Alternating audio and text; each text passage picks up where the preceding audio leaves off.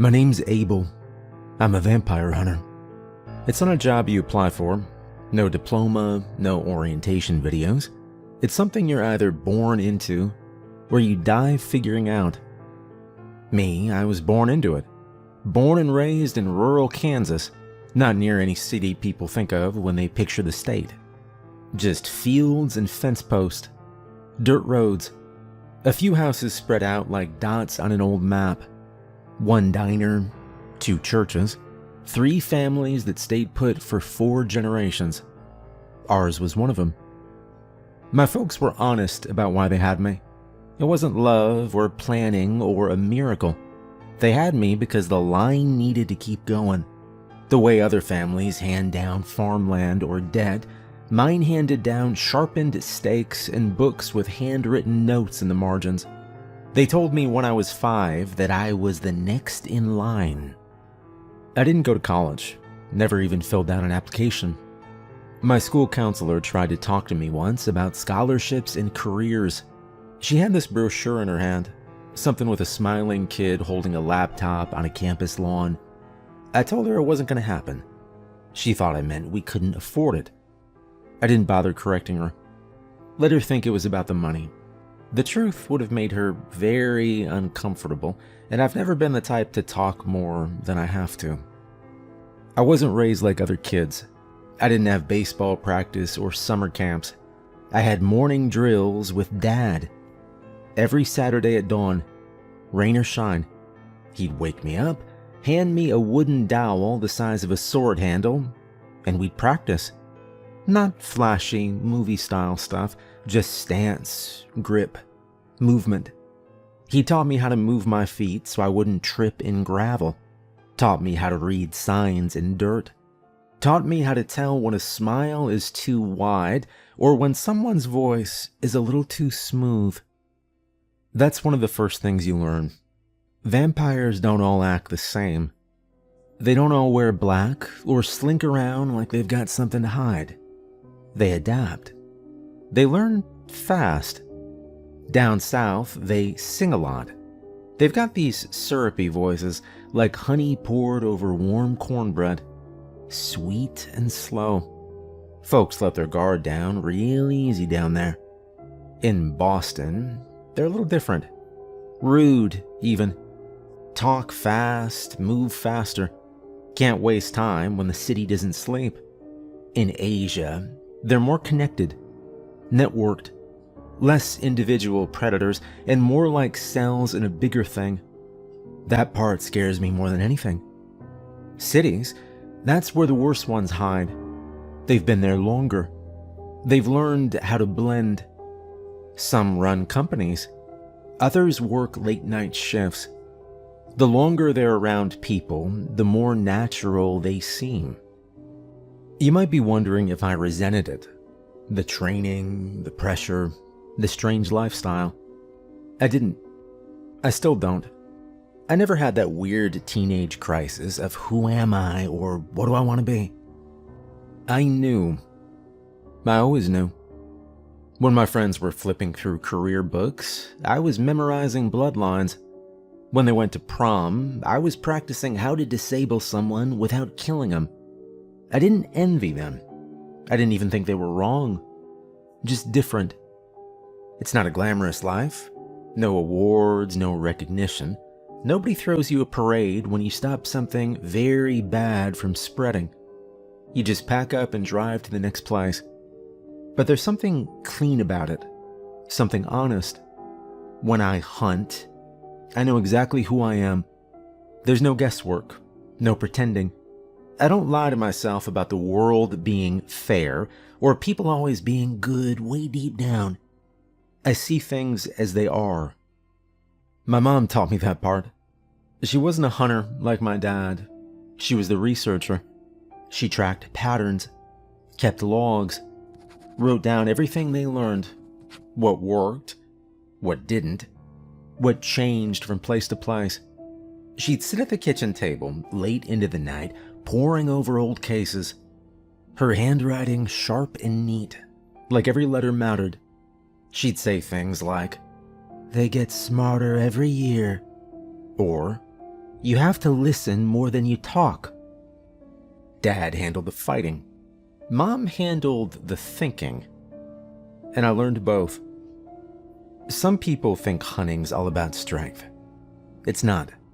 It's about patience, about listening, about knowing when not to act. Sometimes you wait 3 weeks in a town without doing a damn thing, just watching, listening, following a trail that might not lead anywhere. But if you're lucky and quiet and careful, you'll find something. And if you're not careful, it'll find you first. I've been at it on my own for, 7 years now, since I was a teen. Dad passed away before I finished my training, but he left enough behind for me to keep going. Notes, letters, tips on places to avoid, people to trust. There's a woman in Ohio who makes custom weapons, a trucker who runs supplies across state lines, no questions asked, a preacher in Louisiana who can tell when someone's not quite human.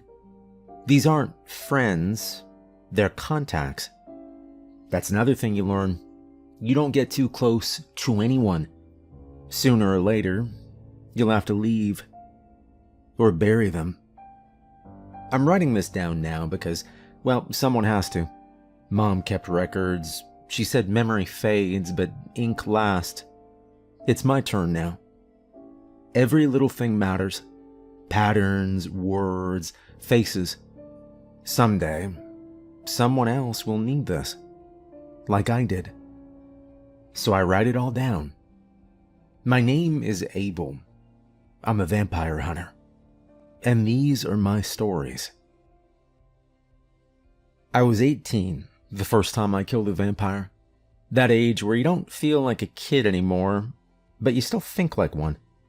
You're out of school, no longer told where to go or when to wake up, and yet you haven't really lived anything. There's a strange confidence that comes with that in-between. You believe you're ready for the world, mostly because you don't know what the world is capable of. My father used to say that 18 was a dangerous age. You have energy and instinct, but your judgment hasn't caught up yet.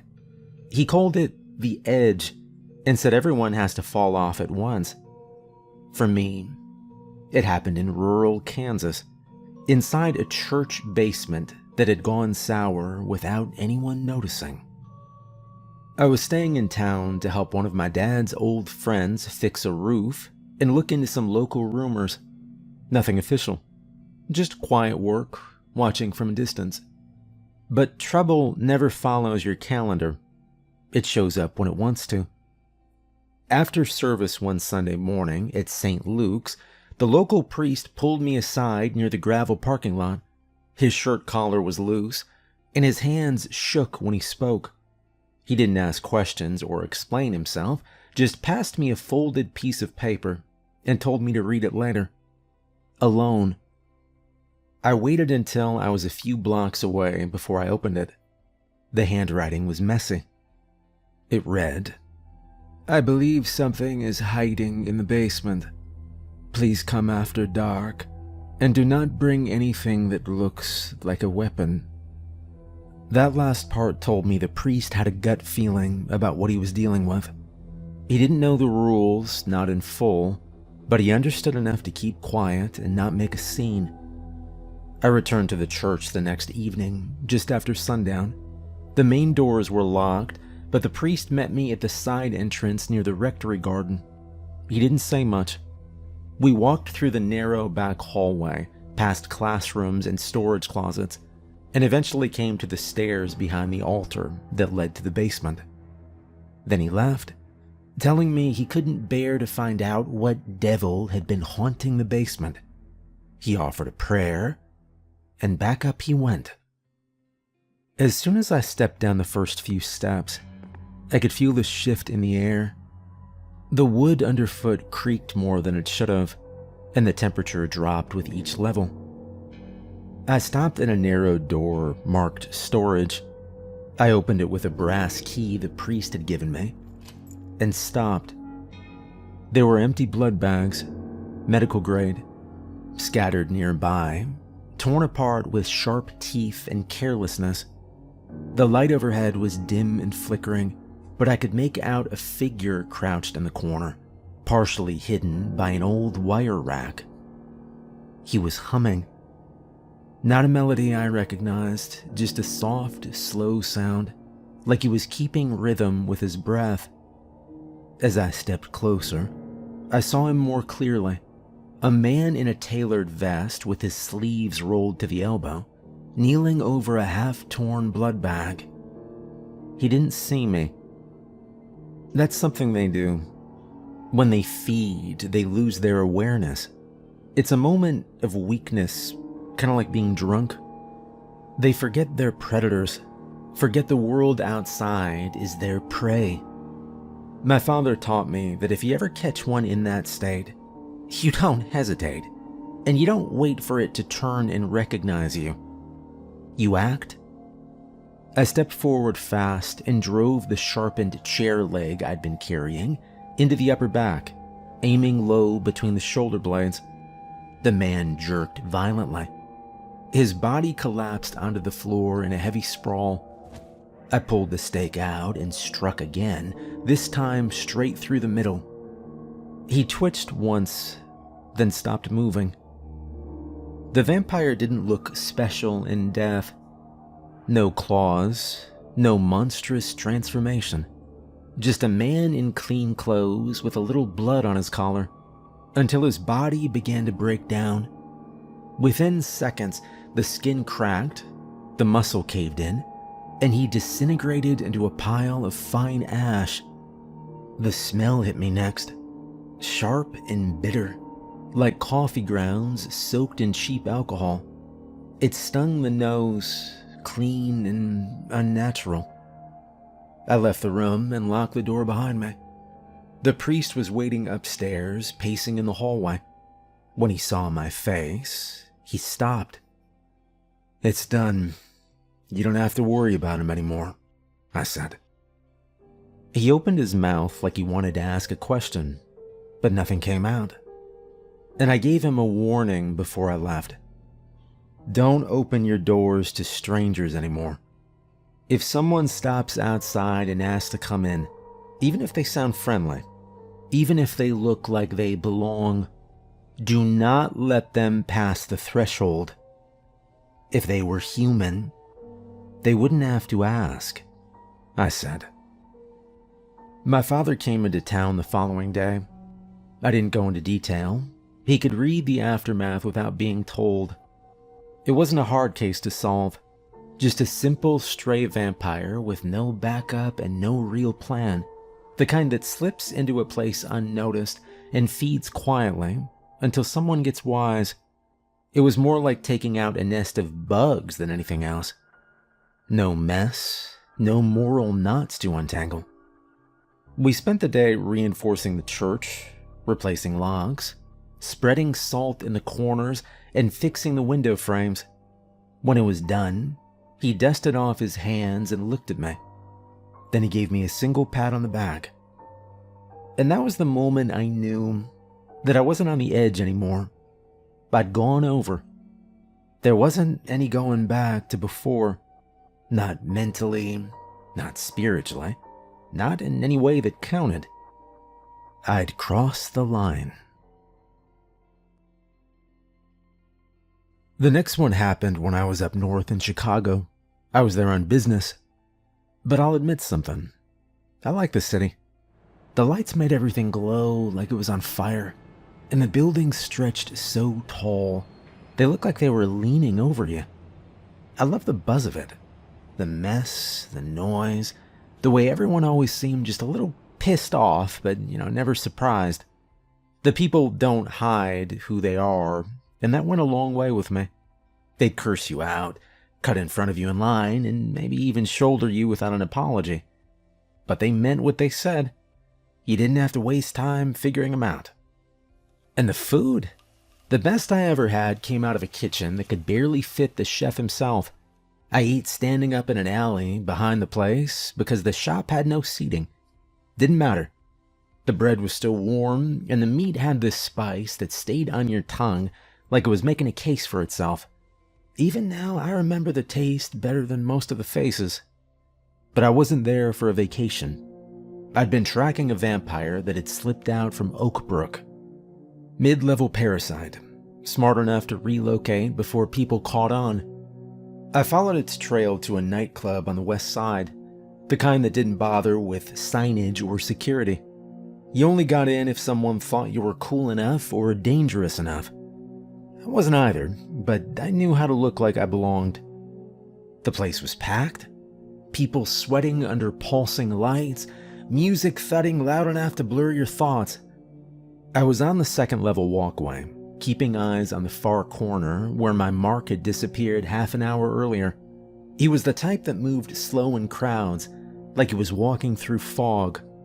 Real vampires do that sometimes. They never rush anymore. Not like us humans living on borrowed time. And then, just as the bass dropped into another song, I heard a gunshot from the alley outside. It cracked against the back wall like a whip, sharp and unmistakable. Some people turned. Most didn't. I didn't wait. I slipped out the back entrance. In the alley, I saw two figures. One of them was already running, fast and crooked, stumbling down the narrow lane toward the street. The other was standing still, silver gun raised, smoke still curling from the barrel. I moved in quickly and looked down at the pavement near the doorway. The blood on the ground wasn't pooling. It was sizzling where it hit the concrete. And that was all I needed to see. Only one kind of blood does that. "You shot a vampire," I said. The kid turned to me, probably around 17 or 18, wearing a jacket with too many pockets and a patch on the sleeve I didn't recognize. His hands were slightly shaking, not from fear it looked like, but from adrenaline. He was riding the high of it. "Damn right I did. I clipped him, I think," he said. I stepped closer. Yeah, you don't shoot in a crowd. You don't fire in a nightclub alley where they're still feeding and you have no clue how many are inside. You shoot, it runs, and now it's hungry and pissed off with no leash, I said. He raised an eyebrow like I just insulted his mother. "You a hunter?" "Vampire hunter, yeah. You?" I replied. He gave a half smile, then pointed to the patch on his sleeve. "Institute. Monster Division. Name's Milo." And that was when it all made sense. Vampire hunters and monster hunters, we don't mix well. We're cousins, not brothers. Same family tree, but on branches that don't speak unless they have to. I was homeschooled, in a way. Trained by my father, who was trained by his father, tested by small-town cases and long drives. These institute kids, they go to training camps and sleep in bunkhouses, write field reports, and do tests on werewolves in glass cages. I mean, come on. I've never liked the way they walk into a place with their heads already full of theory. Dad said they'd increased their efforts in recruitment the last 7 years. In my opinion, that just meant the newer ones were more full of shit. Milo looked at me and shrugged. "Whatever, man. It's handled." "No, dude, it's not. It got away," I began. "That's not handled. You left a live one with no plan, no tail, no scent trail, and a wound to remind it who burned it," I said. He made some smart-ass comment I don't remember word for word. Something about how I sounded like a dad who used to walk uphill both ways. I didn't respond. There wasn't any point. I spent the next 4 days tracking the one he'd let slip. I followed a missing persons report that matched the profile. The vampire had holed up in a shuttered apartment complex near the edge of Little Village, a place scheduled for demolition that never quite got there. No one checked it anymore. The door was chained shut from the outside, but The inside told me everything I needed to know. The smell of decay was thick. There were drag marks on the floor, dry blood trails leading down into the basement.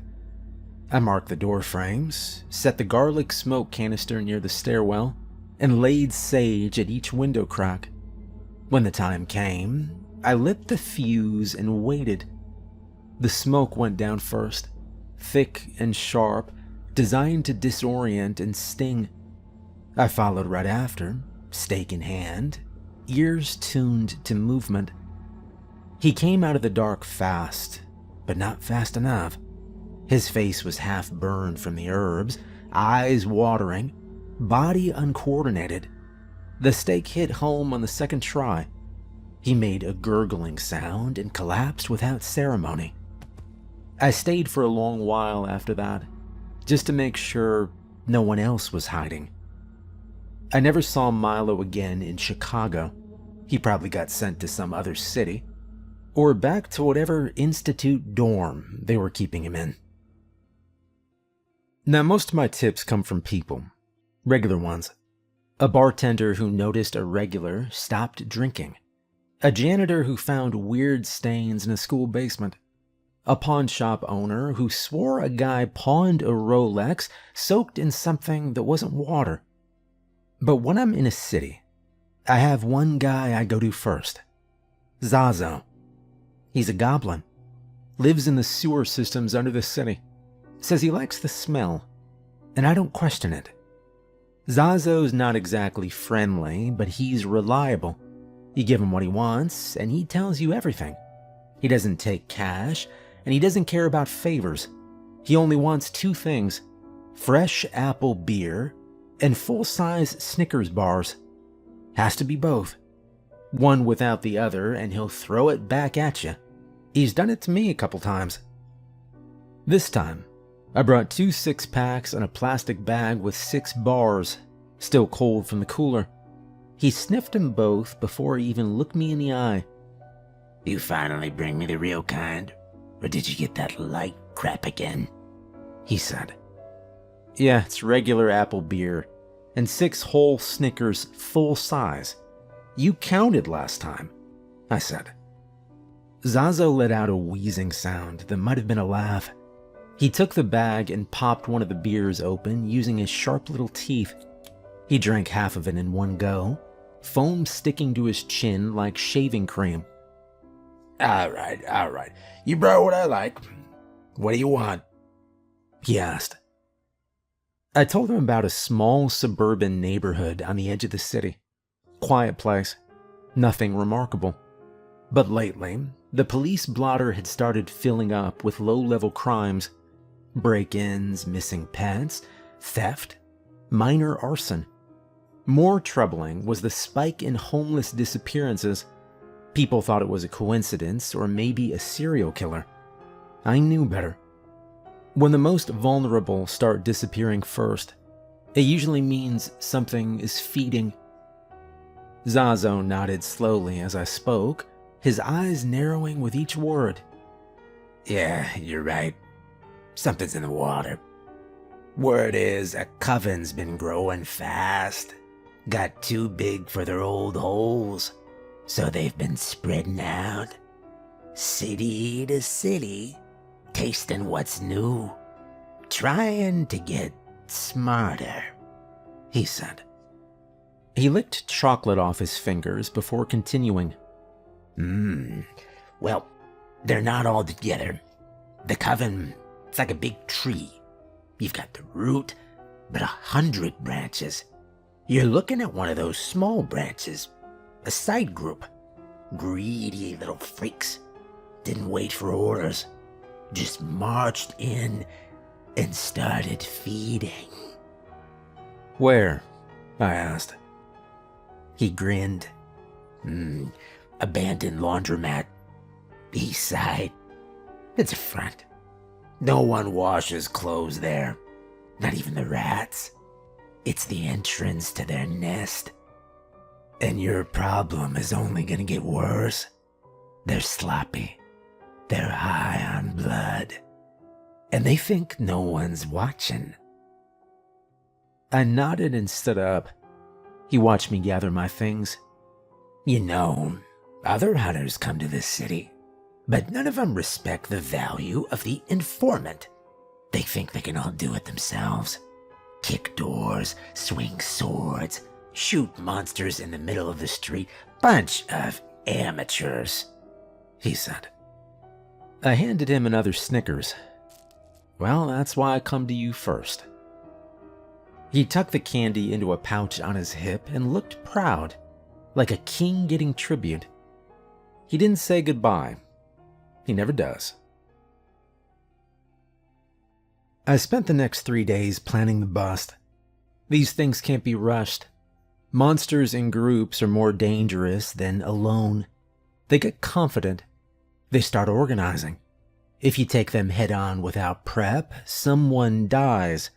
And I've buried too many someones already. I scouted the building first. It looked dead from the outside. Half the windows boarded, signage faded to the point of invisibility. The door was chained shut, but I could see movement inside at night. Not much, just enough to confirm they weren't keeping normal hours. I called in a few people I trusted.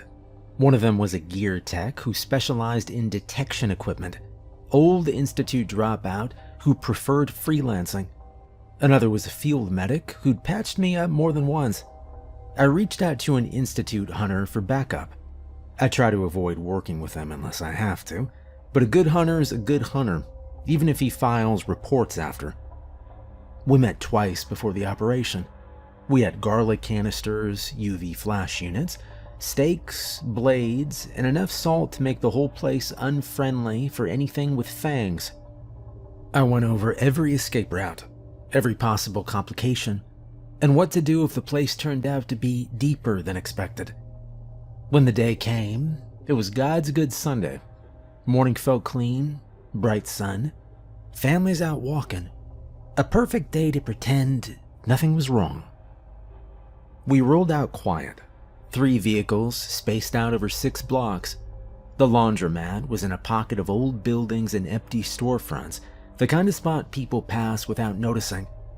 As we approached, I felt that shift again. That sense that something lived behind the walls that didn't belong to our world. I'd felt it before. Never gets easier. I stood across the street for a moment, looking at the chipped paint and rusted siding. The windows were dark. No sound came from inside. No movement either. But I knew better. I could feel it in my teeth. The whole place was tense. "You ready?" the Institute guy asked, tightening his vest straps. I didn't answer right away. I was looking at the cracked sign above the door. Spin City Laundry in faded red letters. Probably hadn't run a washer in 10 years. I adjusted the strap on my pack, checked the stake at my side, and gave a single nod. We surrounded the place just after noon. Streets were mostly empty. The kind of quiet that makes you second guess how loud your boots are. There were 5 of us. I took point on the front door with the Institute guy watching my 6. 2 others circled around back to seal off the alley. The last stayed posted on the side in case anything tried to slip out through the basement windows. We laid garlic along the back wall and windowsills. It burns their lungs and eyes, but that's not always enough. Silver is better. Some say real silver is God's metal, that no matter what kind of monster you're dealing with, it burns them the same. Vampire, ghoul, siren, even the nice ones that just want to be left alone. Doesn't matter. Silver makes them bleed and scream. It's like we were given one thing, just one, to defend ourselves with. Something they can't undo or outgrow. Their speed, their teeth, their unnatural power doesn't mean much when silver touches them. I loaded my gun with silver rounds and gave the signal. A sharp wave of my hand down and a short nod. Then we moved. The front door led straight into the laundromat.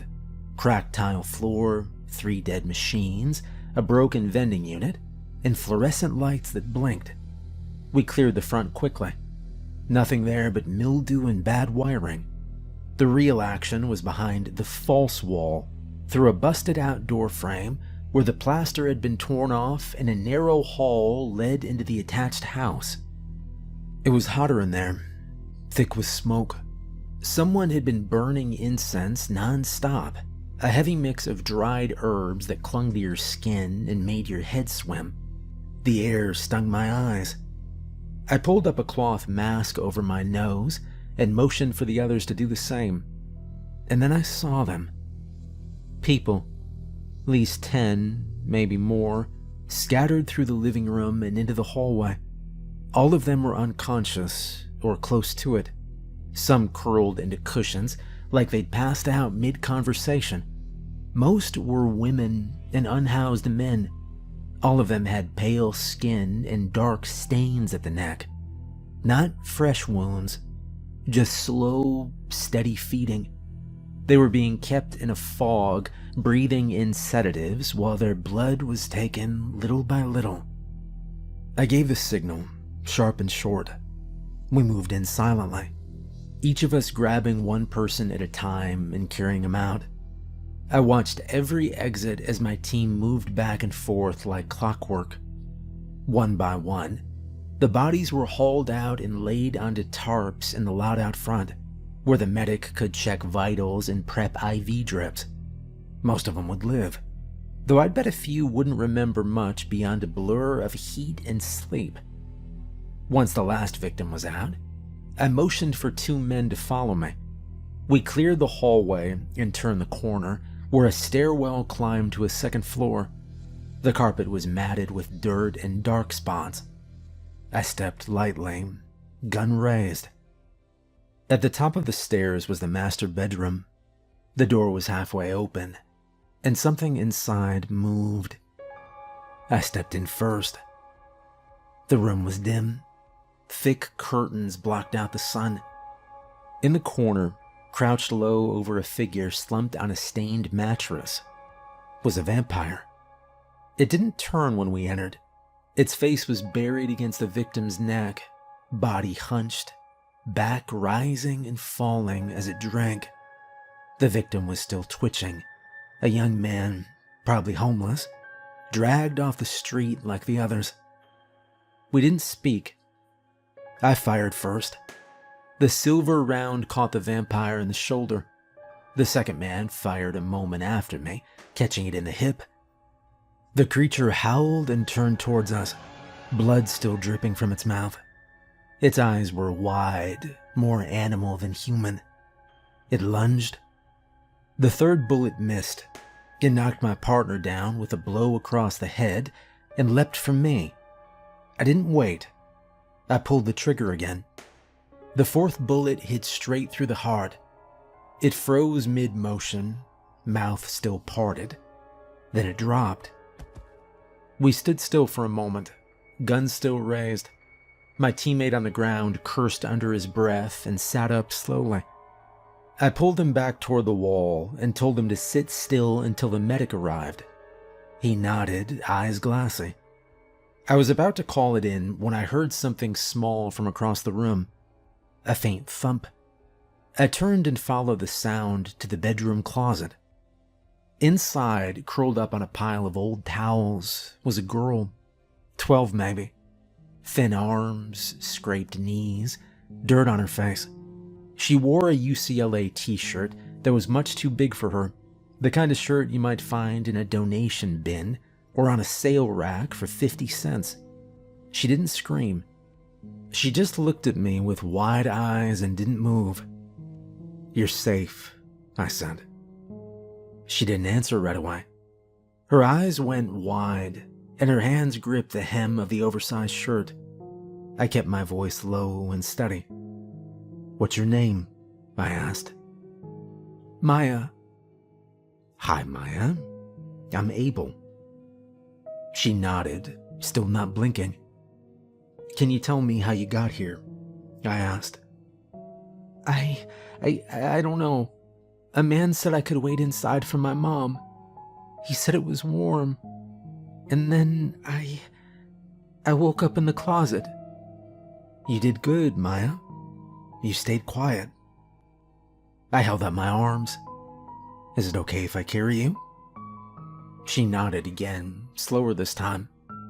When I lifted her, she wrapped one arm around my neck, weak but sure. You're gonna be all right. We're taking you to someplace safe, I said. Outside, the team cleared a space. We laid her gently onto a stretcher. She was breathing steady. The medic looked over her and nodded. I stayed long enough to ride with her to the Hunter-sanctioned hospital on the edge of town. The staff knew what to do. Discreet, fast, trained to handle situations like this without asking questions they didn't want answers to. I stayed until she was stable, then slipped out before press or family could show up. The case was closed. Victims rescued. Threat eliminated. Everyone would sleep a little easier, at least for a while. But I made a note in my journal that night. There was only one vampire in the house. One. That didn't sit right with me. A whole coven doesn't move in and only leave one behind. That's not how they operate. After the job, I stuck around for a few extra days, worked with the Institute guys to access their older reports, cross-check missing persons cases, feeding patterns, relocation logs. Then I called my mom. She still keeps tabs on movement trends, even in retirement. Between her notes and what I saw, the pattern was clear. Covens have been moving more. Not just growing, but spreading out, shifting territory, faster and more coordinated than before. That means one thing. There's more work ahead. Well, I'm 30 now. My friends, the few I've kept, like to joke that I'm going gray around the sideburns. They say I'm aging like a war veteran, 10 years ahead of schedule. I tell them it's just the lighting. Truth is, they're right, and I don't mind. You don't do this job expecting to look young forever. You do it knowing every year you get is earned. Zazo's still around, same as always. Still in the sewer, still picky about his apple beer, still counting the Snickers bars before he talks. He says I'm the only one who brings the good kind, the kind with the crunchy peanuts and no funny labels. I bring him what he asks for, and he keeps me in the loop. There are worse arrangements. As for me, I'm still out there, still chasing things that most people don't want to know exist, still watching alleyways, checking basements, taking quiet calls from voices that are too afraid to go to the police. The cities change, the names, the faces, the news cycles, they move fast. But the monsters don't. They're patient. They wait. And as long as they're out there, I'll be hunting.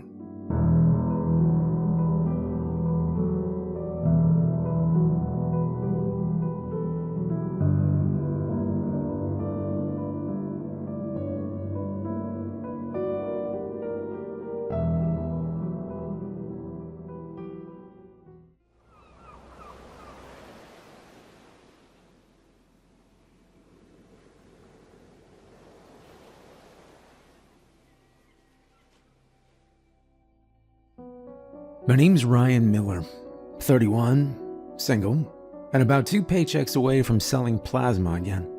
The past year has been one long streak of almost landed a full-time gig, almost made rent on time, almost got my old truck to stop leaking oil.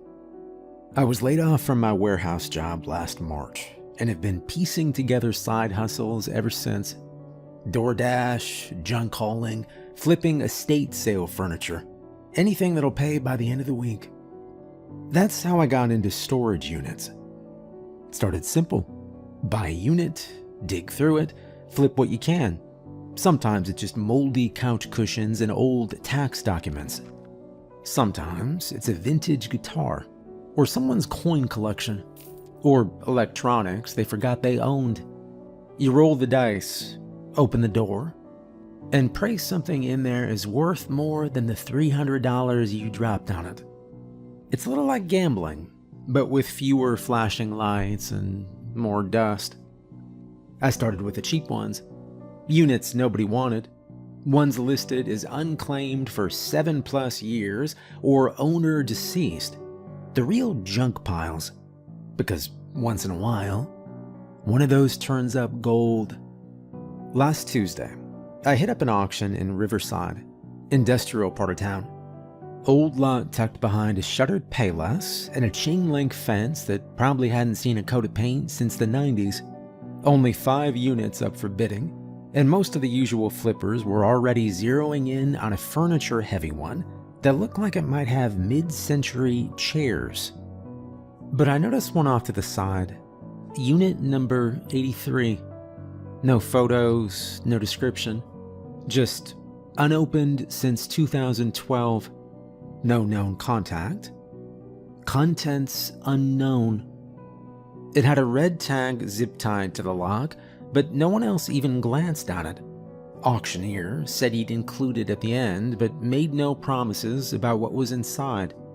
Might be totally empty. Might be full of rat droppings. Might be mold. I won it for $120. Nobody else even bid. The lock was a thick brass one, different than the usual, almost military style. The guy running the place had to come out with bolt cutters, muttering the whole time about how the last person to rent it paid in cash and never answered their phone. When the door finally rolled up, I was hit with the unmistakable stale air smell. Dust, rust, and a weird, cold, metallic tang, like old blood on a steel pipe. It wasn't empty. It wasn't packed either, but it was organized. That was the first weird part. Most units are just piles of forgotten crap. This one had everything arranged in neat rows. 2 plastic crates full of books, stacked and labeled. A standing wardrobe pushed against a back wall. And a workbench. A legit full-sized workbench covered in tools I didn't recognize. Not your average garage stuff either. No hammers, no drills. There were blades, hooks, metal tools with etchings I couldn't read, things that looked custom built for jobs I didn't want to know about. I stepped inside, on edge. The air felt heavy. I reached for my phone and started taking photos, just in case I needed proof of what I found. And then I noticed the wardrobe was bolted to the ground. Not just bolted, welded, as if someone really didn't want it moved. Curious, I walked over, opened it. Empty. Except the floor of it looked weird, thicker than it should have been. I knocked on it. Hollow. I dropped to my knees, ran my hand along the edge, and felt a tiny groove.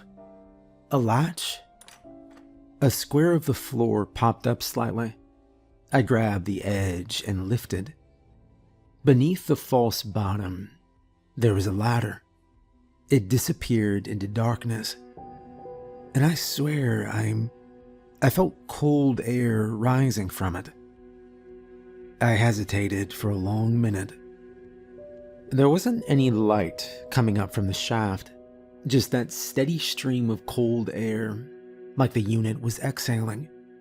The ladder was iron, old but solid, bolted to the inside of the hidden chamber. I couldn't see the bottom. I pulled out my phone, turned on the flashlight, and aimed it down the hole. Concrete walls. The beam lit about 20 feet before it vanished into black. No obvious bottom. No smell. No sound. Just air, dry and stale. Like it hadn't been disturbed in years. I should have walked away. But I'd paid for this unit, which meant this was mine. Whatever was down there belonged to me now. I grabbed a wrench from the workbench and tucked it into my jacket pocket, just in case. and started climbing. The metal rungs creaked, but they held. 10 feet, 15, 20. The temperature dropped with every step until I was sweating with nerves but shivering from the cold. My boots touched concrete and I froze, letting the light sweep the room around me. It was a bunker, square-shaped. No windows, no door, just concrete walls lined with industrial shelving and steel cases. A single bulb hung from the ceiling by a frayed wire, long dead. The air smelled like leather, dust, and something faintly electric. To my left, a row of black plastic bins. Each was labeled in faded white marker. Hunter Kit, number 3, Eastern Variants. Photos, verified entities, 1972 to 2004. Salt, silver, bone. To my right, maps, dozens, folded, pinned, some spread out across a drafting table. Most had red markers, handwritten notes, strange coordinates. A few had faded stains, dark brownish red. I opened one of the kits, and inside, wooden stakes, carved and old. A revolver with strange engravings along the barrel. Vials of liquid, blue, amber, green, each labeled in shorthand. A notebook with half the pages torn out. The rest, notes, field notes. Dozens of entries, all in jagged handwriting. June 18th, 1996, Utah. Type 2 mimic, female presenting. Notes: took over local librarian's life, didn't feed for months, finally cracked and drained a family of 4, burned out the nest, no survivors, no backup, still hearing it sometimes, in dreams, not sure it's dead. I dropped the notebook and backed up. This was real. This was all real.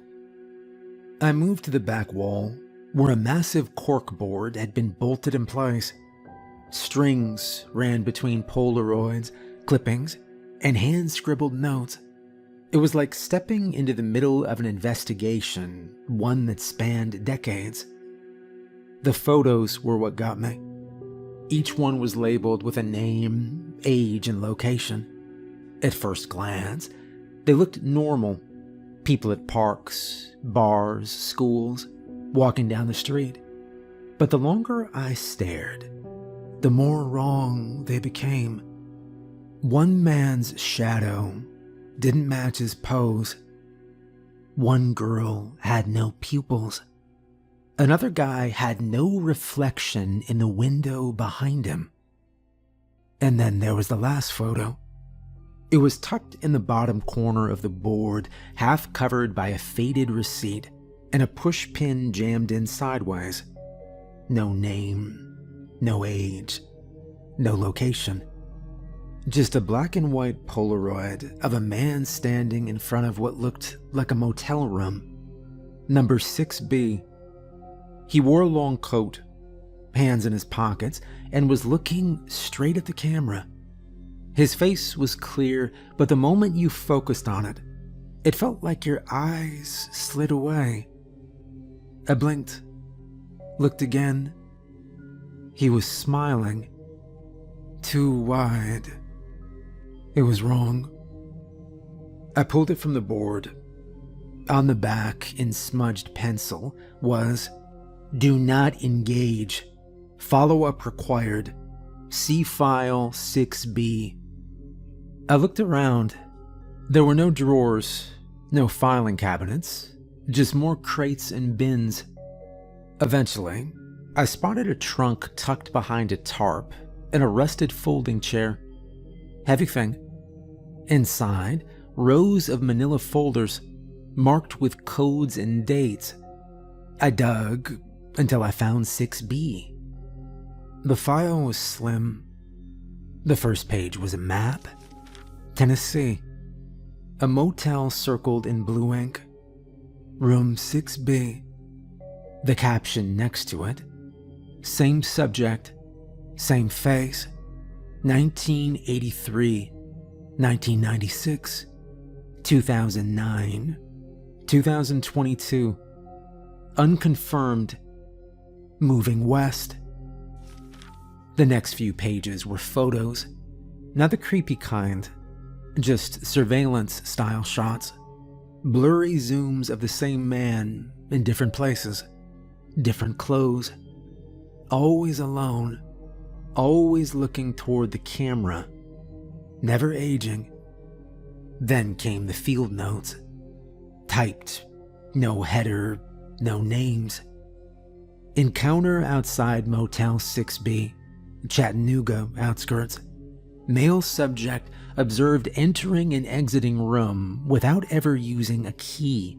Same walk, same posture, same facial structure as 1996 incident, confirmed by 2 prior agents.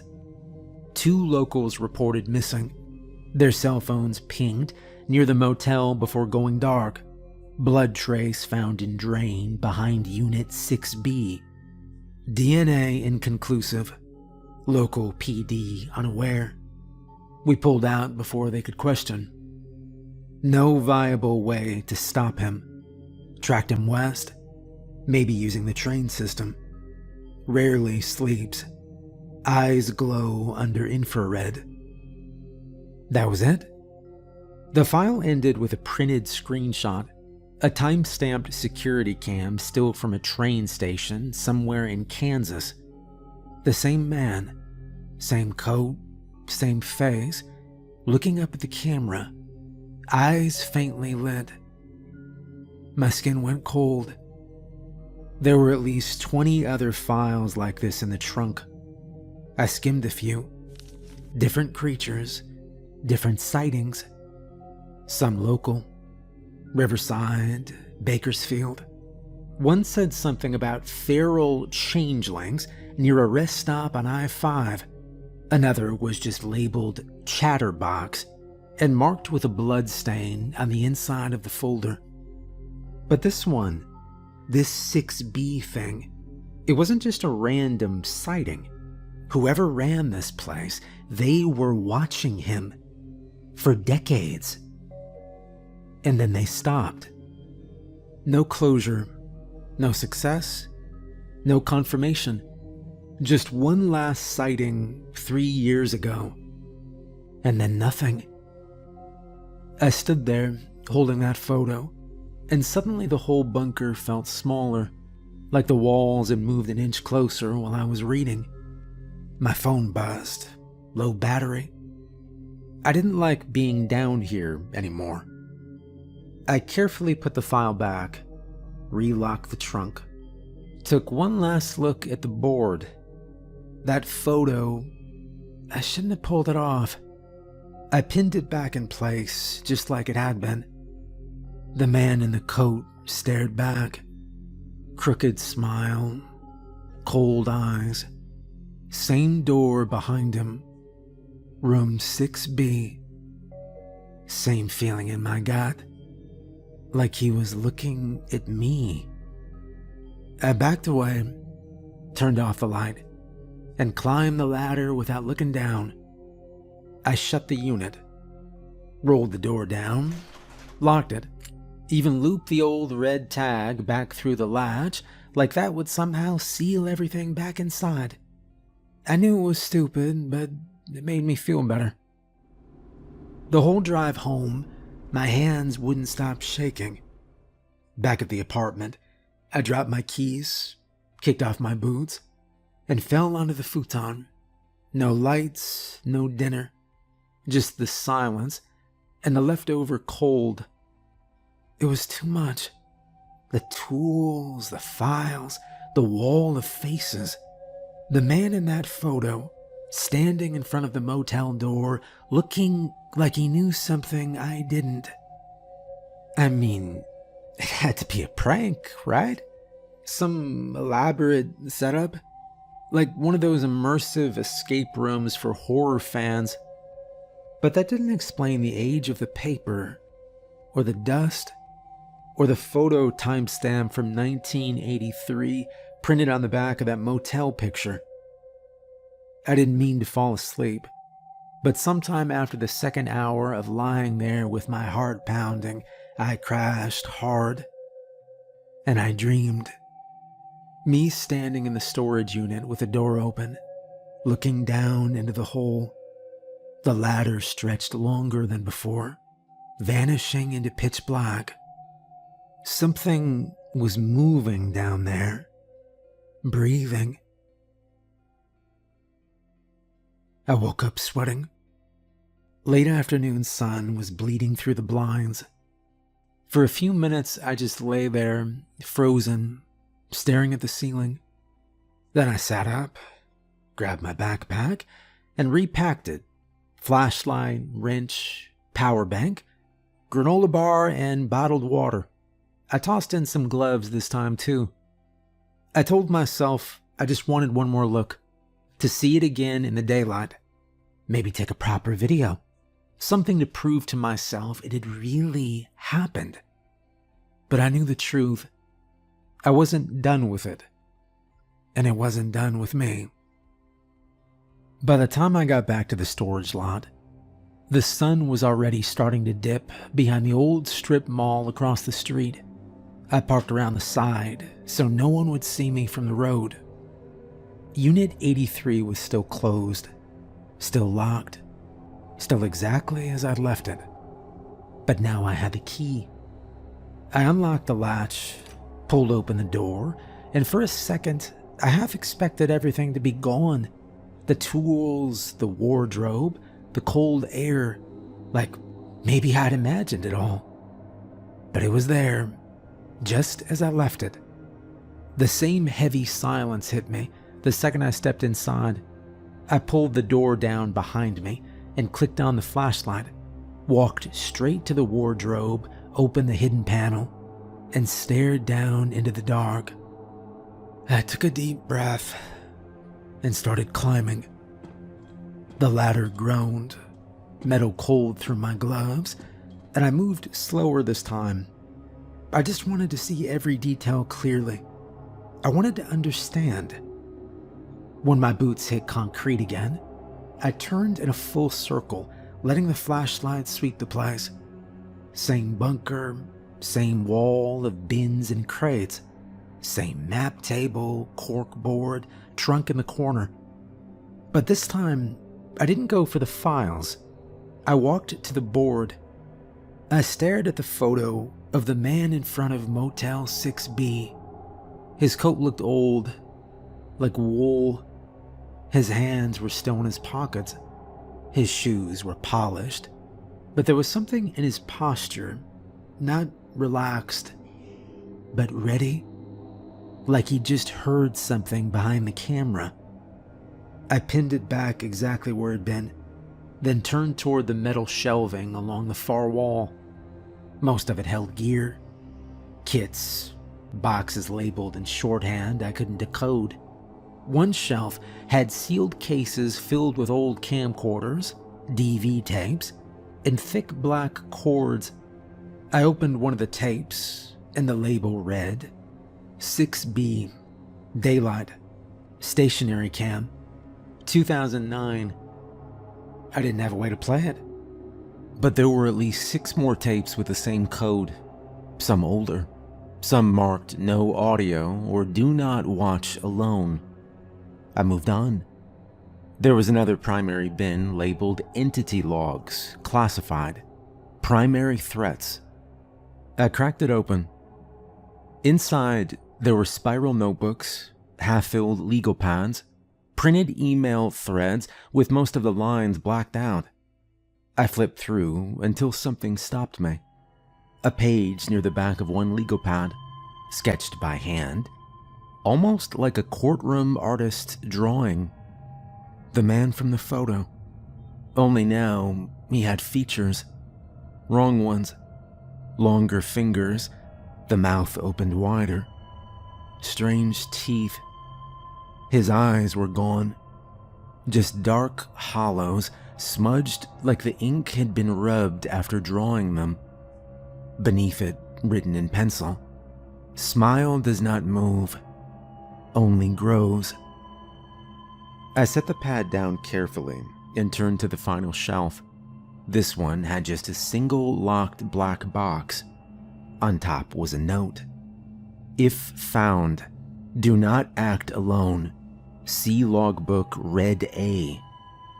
Red A wasn't anywhere I could see. No shelf label.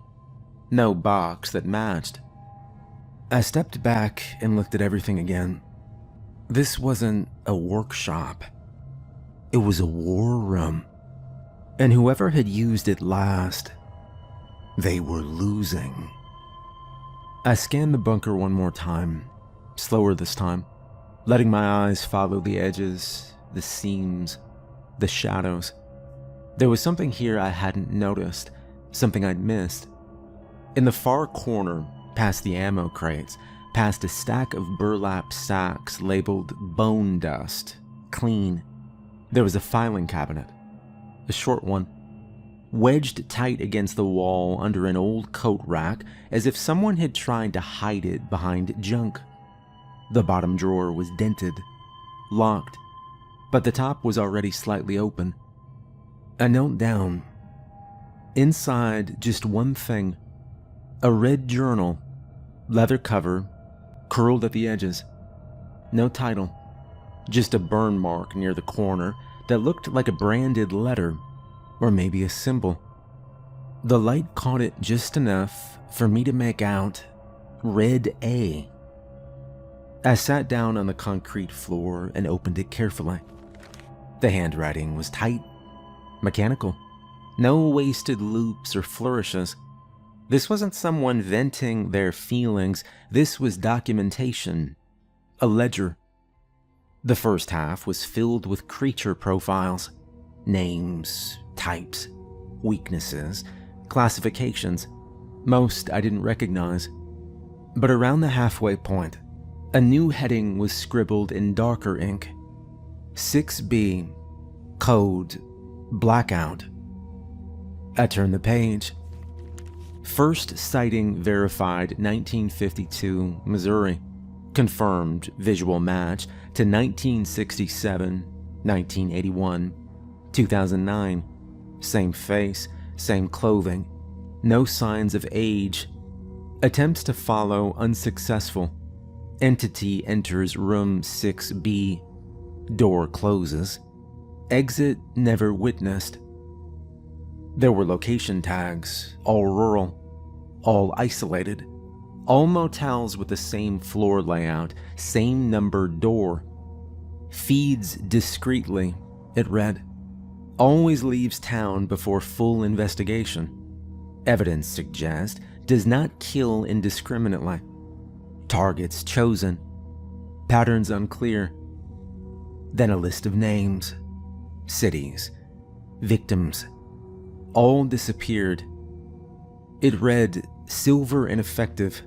Religious symbols ineffective. Subject maintains human appearance in daylight. Nighttime behavior unknown. No footage confirmed. Another page, then a sketch. Crude, pencil on paper.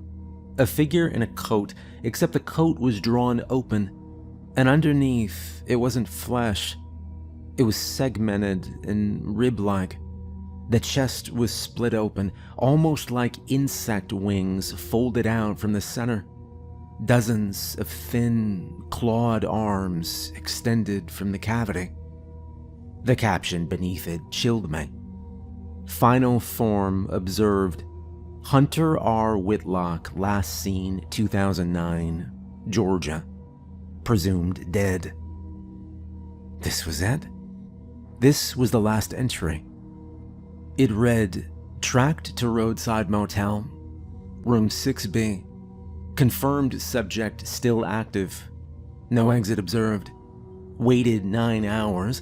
Approached at 2:31 a.m. Knocked. Door opened. He was inside, awake, standing, like he expected me. The writing got worse near the bottom, slanted, rushed. It read, I fired 3 shots into the chest, point blank, center mass. Subject did not fall. He smiled and said my name. The final sentence wasn't written. It was carved, pressed so hard into the paper, the page beneath had nearly torn. It read, how did he know my name?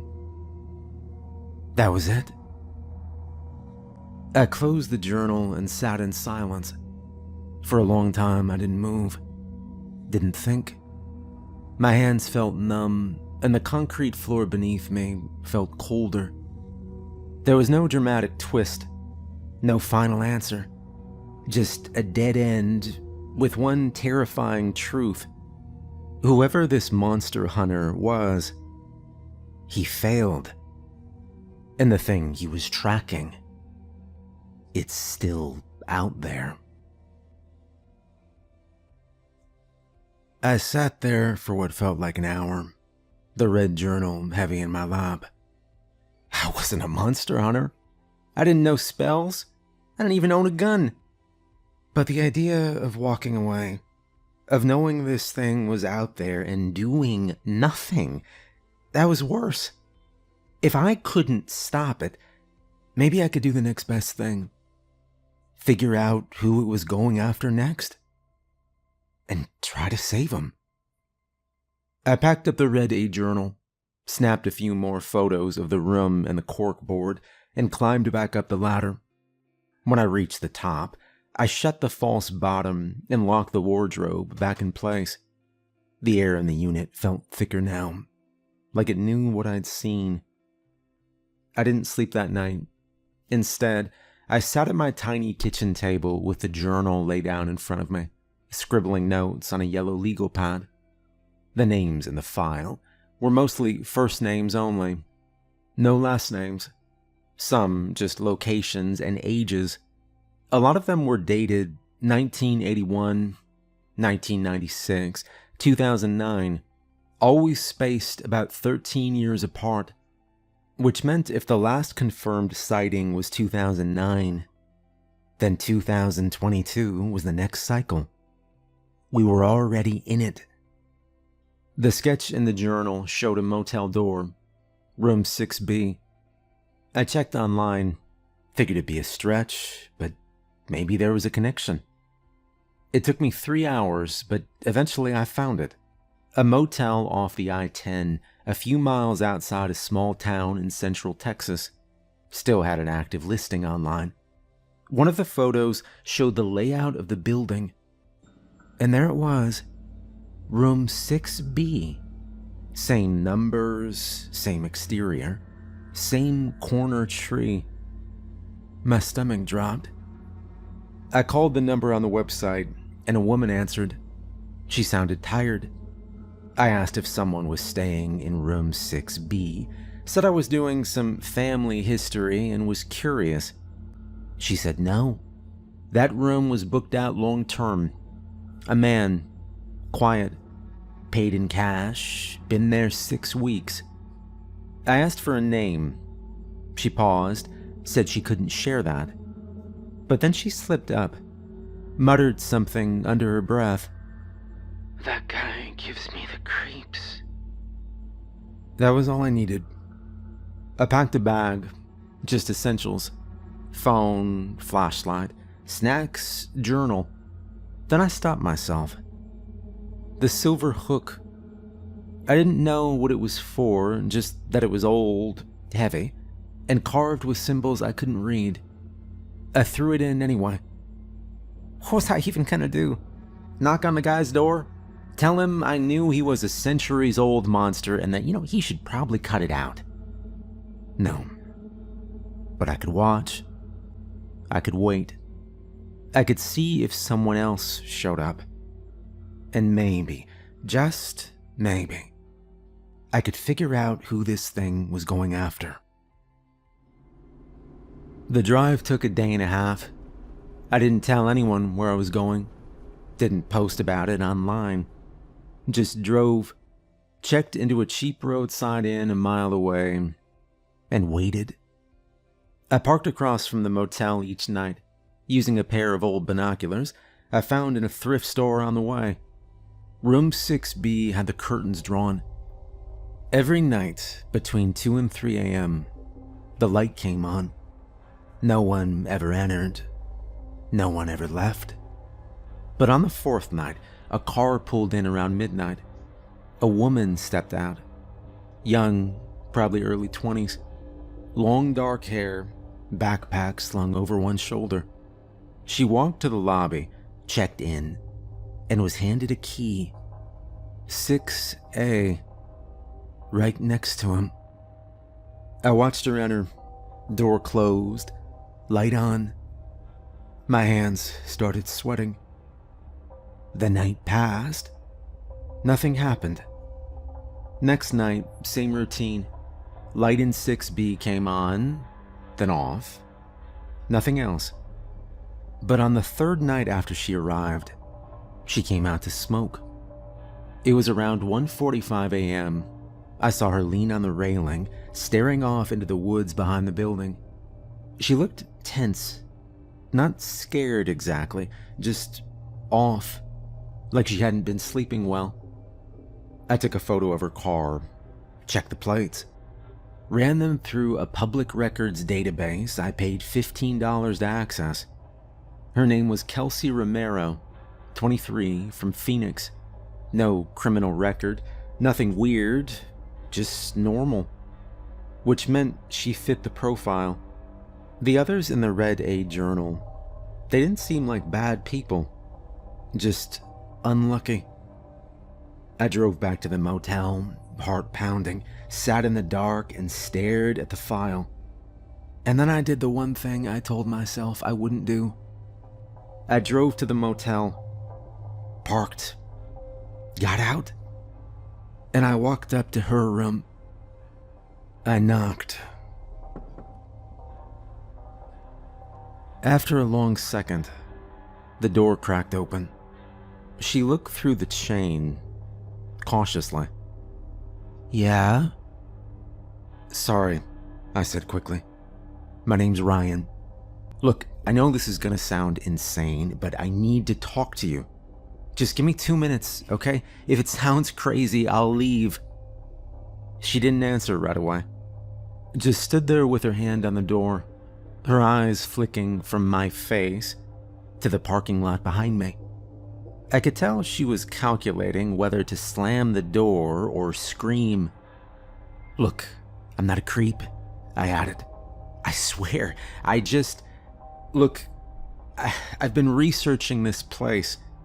Room 6B. That did something. Her face twitched. A flicker of recognition, or maybe fear.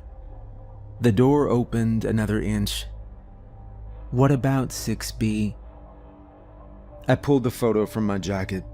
The black and white Polaroid, faded at the corners but still clear. The man in the long coat, standing in front of her exact room number. I found this in a locked file. It was taken here. Same room, same building. There's a note on the back that says not to engage, that this guy, whoever he is, he shows up every 13 years. She looked at the photo. I could see the moment it landed, the way her posture stiffened. She glanced back and sighed, then quickly back at me. And then without warning, the hallway light above us buzzed hard and died. The fixture gave one final flicker and blinked out, leaving a faint electrical hum in the silence. Through the gap in her doorway, I could see her bedside lamp flicker, dim, then return to normal. She sucked in a breath.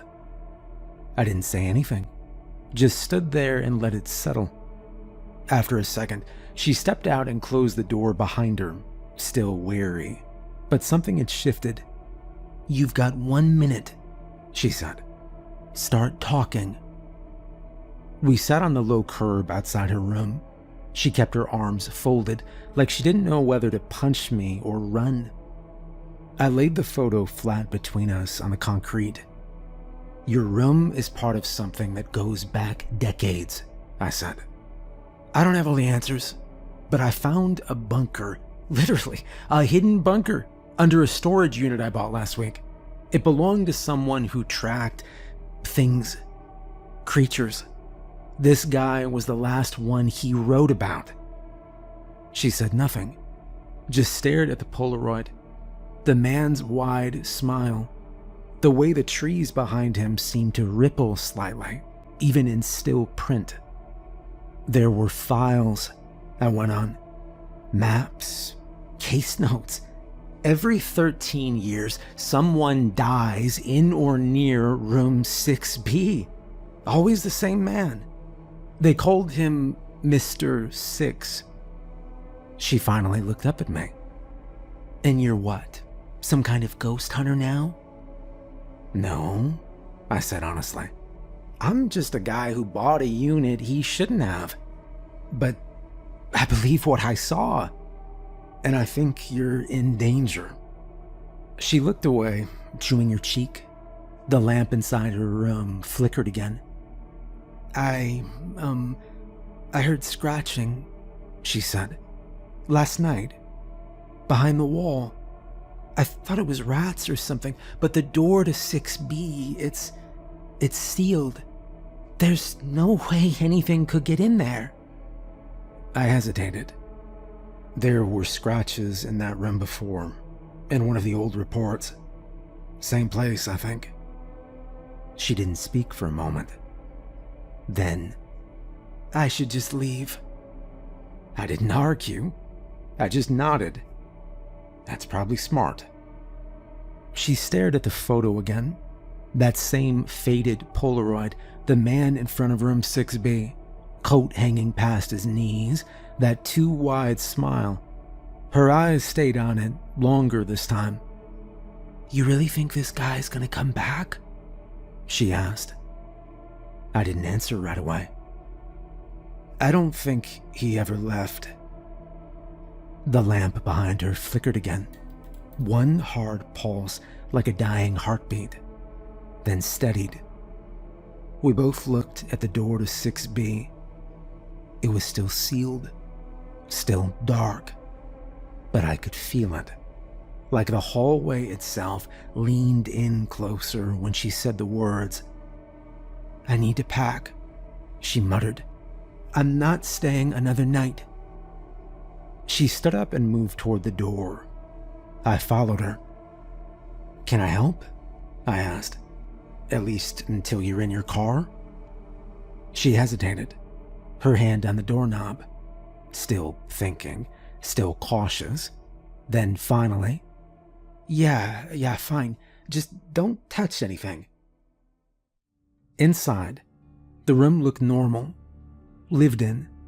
Clothes in a half-open suitcase, makeup bag on the sink, TV remote wedged between the bedspread and a wrinkled hoodie.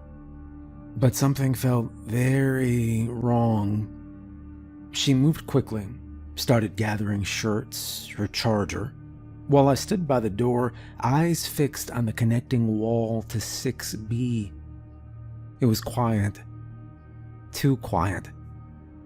And then something tapped once. Faint, like a fingernail brushing wood. She froze. I looked over. She'd stopped halfway through folding a jacket. The noise didn't come again. "You heard that, right?" I nodded. She zipped the suitcase and stood. "Okay, that's it. I'm out," she said. We were halfway to the door when the TV behind us turned on. No sound. Just a blank screen with faint static bars drifting side to side, like water damage, A shape formed for a second. Maybe a figure. Then it was gone. I unplugged it. The screen stayed on for 1 second longer than it should have. She looked at me. Yeah, I am not sleeping in here again. We stepped outside. She locked the door with shaking hands and turned to me. Okay, I'm gonna grab a coffee or something, drive until sunrise, maybe call my brother in the morning. I nodded, but I could feel the hairs on my neck rising. There was a man standing at the far end of the lot. He was perfectly still and facing us. He hadn't been there a second ago. Don't look, I said. Just get in the car. She turned away, froze. He was gone. No footsteps, no motion, just vanished behind the edge of the vending machines. She unlocked the driver door, and I stepped back. She paused. Wait, she began. What about you? I'll be fine, I said. She looked like she wanted to say more, but instead she got in, slammed the door, and turned the key. The engine wouldn't start. First time, nothing. Second, just a sputter. Third, the headlights flickered once, then off. He was back. Closer now. Halfway across the lot. He wasn't walking. He was floating. Just a slow, steady glide. The lights overhead began to shut off one by one. Each bulb fizzed out in perfect rhythm, heading straight toward us, like someone hitting dominoes. With everyone that died, the darkness got thicker. Not just darker, but thicker, like the shadows were crawling inward. Kelsey turned. Car, now. We ran. I dropped the photo in the gravel. Didn't matter anymore. She fumbled with the keys, yanked the driver's side door open, and threw herself inside. I was right behind her, sliding into the passenger seat as she jammed the key into the ignition. Nothing. She swore under her breath and tried again. Still nothing. Outside, the last motel light above her door sputtered. Glass rained down. Now it was just us, the car, and the dark, and him. I looked up. He was closer now. Halfway across the lot, had become 10 feet. His face was still pointed right at us, though his head never moved. His eyes didn't blink.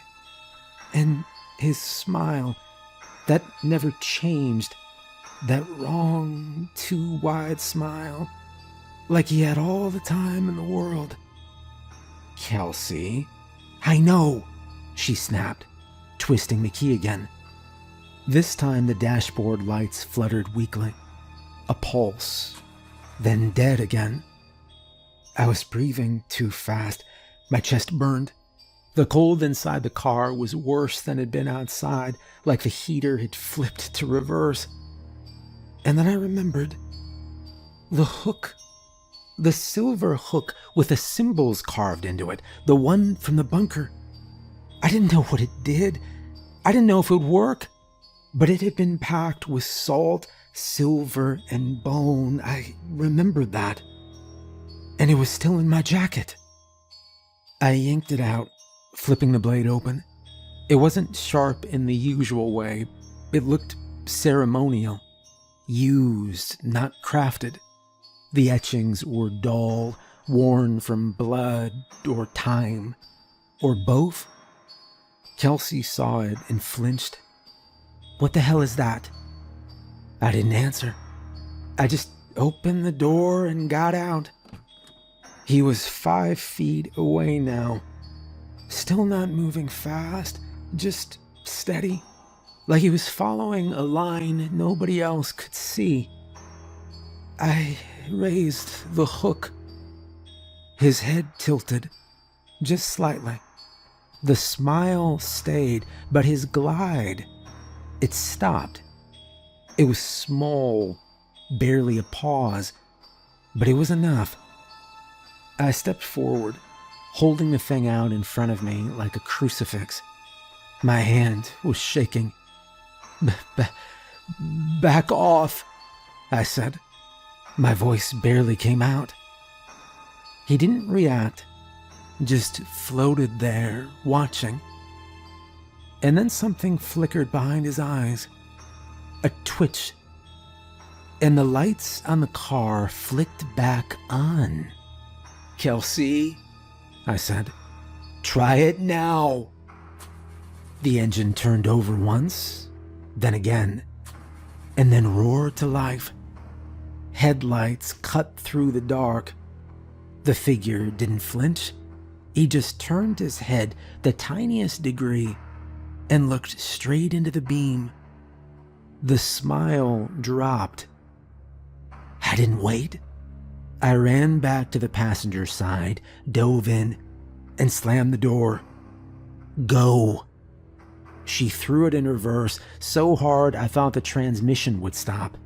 We fishtailed, skidded, then slammed it into drive and took off down the road, gravel and dust flying up behind us. I looked back once. He hadn't followed. He was still standing there in the parking lot, long coat hanging still, one hand lifted like he was waving. And the lights behind him, the ones that had gone out, they stayed dark. We didn't speak on the drive, just kept checking the rearview mirror over and over. I dropped her off at a diner 20 miles out. Bright lights, other people. Told her to stay inside until morning. She didn't argue. When I got home, I moved fast, grabbed clothes, food, anything I could carry. But just before I left, I spotted it. A scrap of paper, dead center on the kitchen counter. 5 words in thick, uneven ink.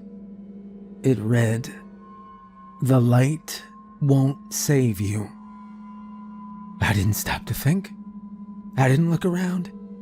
I just ran out, slammed the door, and drove. We didn't go home after that. We met at the storage unit the next day. And we have been in the bunker for 3 months.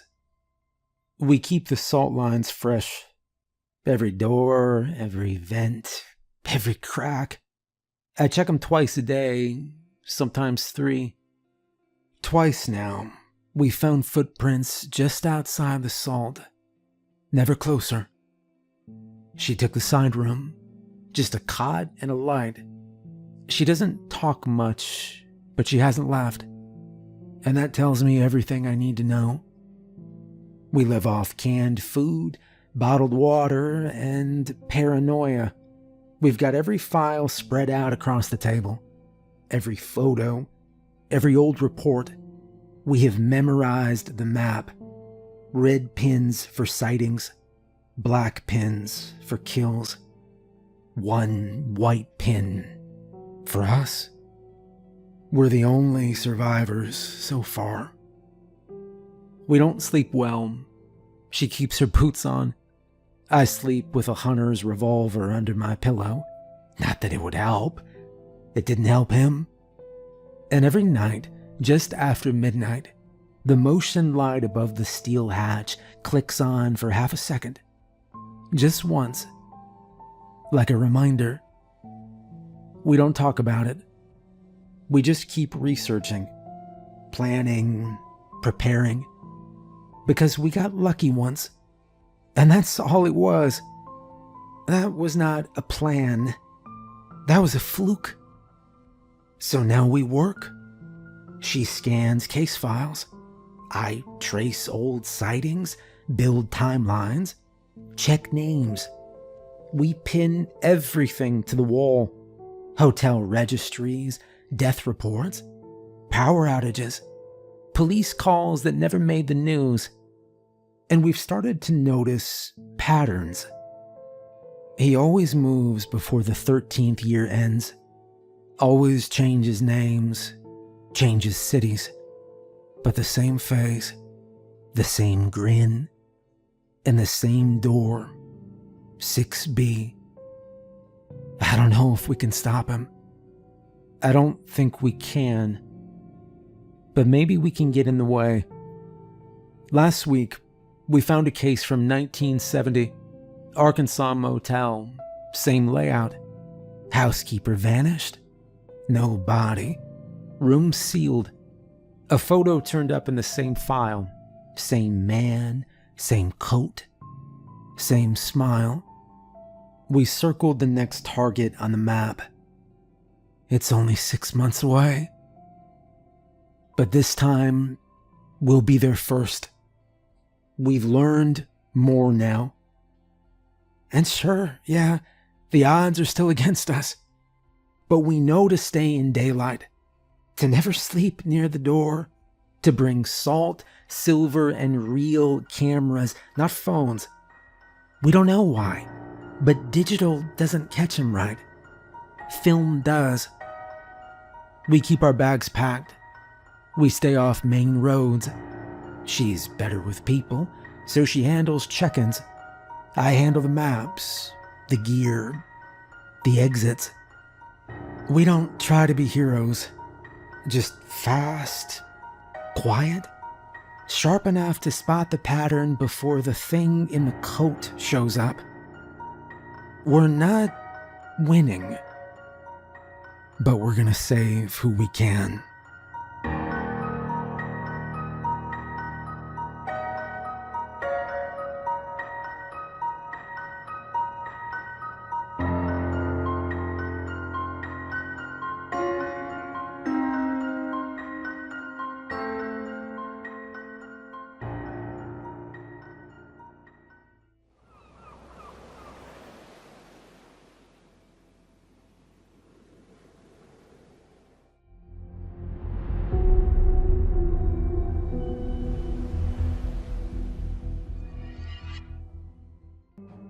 Missing persons cases are different in a place like Daggerland. In Westlake or even North Olmsted, a kid goes missing and there's helicopters, news crews, half the city looking. Here, you had a couple deputies, some volunteers, and whatever neighbors are still willing to tromp through the woods with a flashlight after dark. Most times, they don't find much. The thing is, these cases are almost worse than murders. With a murder, at least there's an answer. A body, a suspect, something that closes the loop. A missing person leaves nothing but an empty space. No proof of death, no proof of life, just the gnawing thought that maybe they're still out there. In a town like this, that uncertainty spreads like a layer of underlying rot. Jenny Harper had been at the town meeting that evening, sitting stiff-backed in the folding chair while Sheriff George Lost laid down the rules. No going near the lake after dark. No walking alone along the shoreline. No children near the water. If you see something strange, call the sheriff immediately. He didn't sugarcoat it. There was something out there. She'd come home with those words burned into her brain, repeating them to herself like a talisman, as she locked up the bakery, again as she drove home, and again as she walked through the front door. Now at home in her kitchen, she recited the sheriff's rules word for word while she wiped down already clean counters. No lake road after sundown, she said, scrubbing a spot that wasn't there. No water past your knees. If you hear something calling your name, don't answer. Daniel Harper leaned on the doorway, arms crossed. He'd heard it all 3 times already. Jenny, he said, the kids aren't going near the lake. We got school, work, life.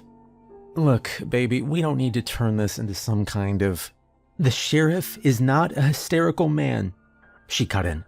"If he wants to lock up the town, it's because he's seen something. You weren't at the meeting. You didn't see his face." "Look," Daniel began. "What I see is you going overboard. Locks are fine, honey. Rules are fine, but you're talking like..." "I want us out of here," she said suddenly. "Just for a few days. We can go to my mom's in Cleveland. We can take the kids and we can stay there until things calm down." Daniel frowned at that. "That's almost a 2-hour drive at night.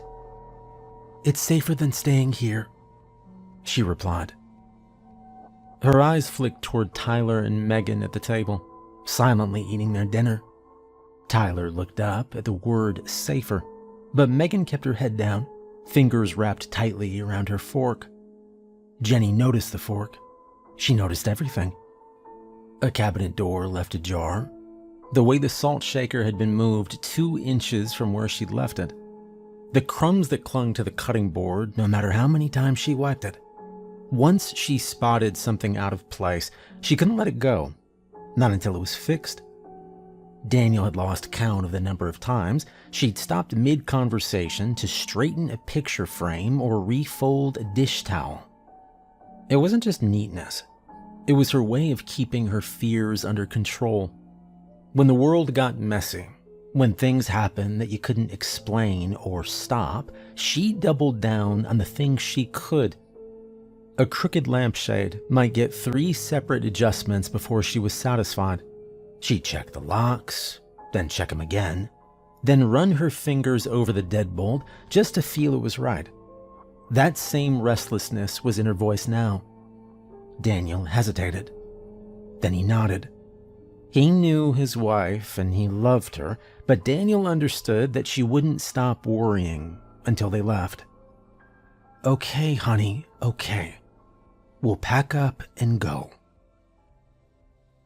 Jenny moved fast, because moving fast kept her from thinking too much. She made piles on the bed, 1 per person, shirts folded the same way, socks nested heel to toe, toothbrushes zipped into clear bags. She wrote a list on the back of a bakery receipt. Chargers, inhaler, snacks, water, cash. Underneath, she wrote the sheriff's exact rules in cramped block letters and tore the receipt free. Taking her first load out to the car, she taped it to the dash with a strip of blue painter's tape from the junk drawer. Her son Tyler stuffed a flashlight and his monster book into his backpack. He hovered in the doorway, half excited, half pretending he wasn't. "Are we really going to Grandma's?" "For a few days," Jenny said. "Shoes on, come on, hoodie." Her daughter Megan padded down the hall, hugging a stuffed rabbit with 1 flattened ear. "Does Grandma have nightlights?" she asked. "She does now," Jenny said, smiling, and dropped 2 plug-ins into the bag. Daniel did a pass for cables in his laptop. He glanced at the answering machine with 2 red blips and hit play. Mendez's voice from the station, asking folks to respect the curfew. Another from a neighbor saying the meeting got pretty serious. He deleted both and grabbed the car keys. At the door, Jenny set her palm on the deadbolt, pressed, counted to 4. She tugged the handle twice, breathed, then tugged it a 3rd time. Daniel could have teased her, but he didn't. He opened the garage instead. They finished loading the SUV. Jenny buckled Megan, then checked the buckle, then slid the strap flat because twists meant bruises. She did the same for Tyler, ignoring his eye roll. Daniel started the engine, and they rolled out slowly, tires thumping quietly on the seam at the end of the driveway, and hummed away into the night. The headlights washed over the neighborhood as they drove. They took a right at the main road and made it a half-mile before stopping at the temporary sign someone from the county had bolted onto a post. Lake Road closed after dusk by order of the sheriff. The metal looked fresh, the letters stark. They didn't have a choice. This was the only way out to I-90 West into Cleveland. "Windows up," Jenny said, her eyes fixed straight ahead. "We don't stop for anything." She took her husband's hand as they slowly pulled past the sign and onto Lake Road. Houses thinned, replaced by long stretches of scrub and the occasional dock lane arrowing toward the dark water. Far out, a buoy bell clanged once, a lonely sound carried up by a wind that smelled faintly metallic. Daniel watched Jenny's profile, how she scanned the shoulder, then the mirror, then the dash like a pilot before takeoff. The painter's tape with the sheriff's rules fluttered whenever the vents clicked on. Lake Road was narrow here, hemmed in by brush on the left and the steep drop to the water on the right. Guardrails ran in broken segments, their reflectors catching the headlights in quick, white blinks. Between them, the lake showed through, black and endless, its surface rippling just enough to break up the moon's reflection. Every so often, the beam swept over a dock lane, plunging toward the water. Most were chained off, but a few stood open, the gravel shining faintly in the low light. Daniel kept his eyes forward, hands steady on the wheel, but Jenny noticed how his jaw shifted every time one came up. The road felt quieter than it should have. Even the tires seemed muted. Somewhere out on the lake, the buoy bell gave a single hollow clang. In the back seat, Tyler leaned forward, eyes bright. "Josh said he saw a monster in the water. A real monster." His tone a mix of excitement and disbelief, like he wanted it to be true. Daniel grinned without taking his eyes off the road. "There's no monsters, Tyler." He let the pause stretch. "Except if you count Grandma." Tyler snorted. Megan giggled into a rabbit. Daniel leaned over just far enough to kiss Jenny on the cheek. "I'm kidding, honey. You know I love your mother." Jenny shook her head, but didn't hide her smile. "Uh-huh." They rounded the next bend, and that was when the headlights flickered, once, then again, before the dash lights dimmed and the SUV gave a low, shuddering cough. Daniel's eyes darted to the gauges. "Oh, you have got to be kidding me." The engine sputtered, caught for half a second, then died completely. The power steering went with it, forcing Daniel to muscle the wheel as the SUV coasted forward in silence. The only sound now was the faint hiss of the tires on asphalt. Jenny's smile was gone. "What is it?" "I don't know, honey. Battery, fuel pump, I don't know," Daniel said, guiding them toward the shoulder. He braked, and the SUV rolled to a stop beside a section of guardrail. Beyond it, the slope dropped steeply into a tangle of brush and black water. The moon shimmered faintly on the lake's surface below. Daniel set the shifter in park, killed the lights, and exhaled. "Stay here, I'll check under the hood." Jenny unbuckled halfway. "Call the sheriff first." "I will, honey, I will," he said, already reaching for his phone as he pushed the door open. Cold air slid in immediately, smelling sharper this close to the water. Daniel's boots scuffed the pavement as he walked around to the front. He popped the hood. The hinges gave a dry squeal. Jenny rebuckled, glanced back at the kids. "You both stay strapped in." Tyler was craning his neck to see past her shoulder, but Megan had sunk low, rabbit pressed close to her face. Jenny reached back, squeezed her knee, then pulled her own phone out. No bars. Outside, Daniel angled his body away from the windshield, the phone cupped to his ear. He nodded at something, kicked at the gravel, then disappeared a little farther up the shoulder. Jenny tried to see him through the side mirror, but the angle just caught the glare of their own taillights bouncing off the guardrail. She tapped her thumb on the wheel, eyes flicking between the mirror and the kids. The seconds drew out. The lake breathed against the rocks somewhere below, a slow sucking sound like water pulling at weeds. Once, a faint splash carried up, too big for a fish, too quick for a wave. Jenny told herself it was nothing. A pair of headlights swept around the far bend behind them, far enough away that they looked like two pinpricks moving through the trees. The glow grew, sliding across the inside of the SUV like a slow searchlight. Jenny sat up a little, thinking maybe it would stop. The beams climbed the curve of the guardrail, spilling silver over the hood. For a moment, the interior of the car felt warmer, safer, simply because another human being was out there in the dark with them. And then the light shifted. The vehicle behind them drifted toward the center line, its high beams momentarily bleaching the inside of the SUV so bright Jenny had to blink. She caught the profile of the driver, or thought she did, but it was gone too fast to be certain. The tires hissed past without slowing, the receding glow washing over the curve ahead before vanishing completely. And just like that, they were alone again. The darkness didn't just come back. It seemed to fold over them, thicker than before.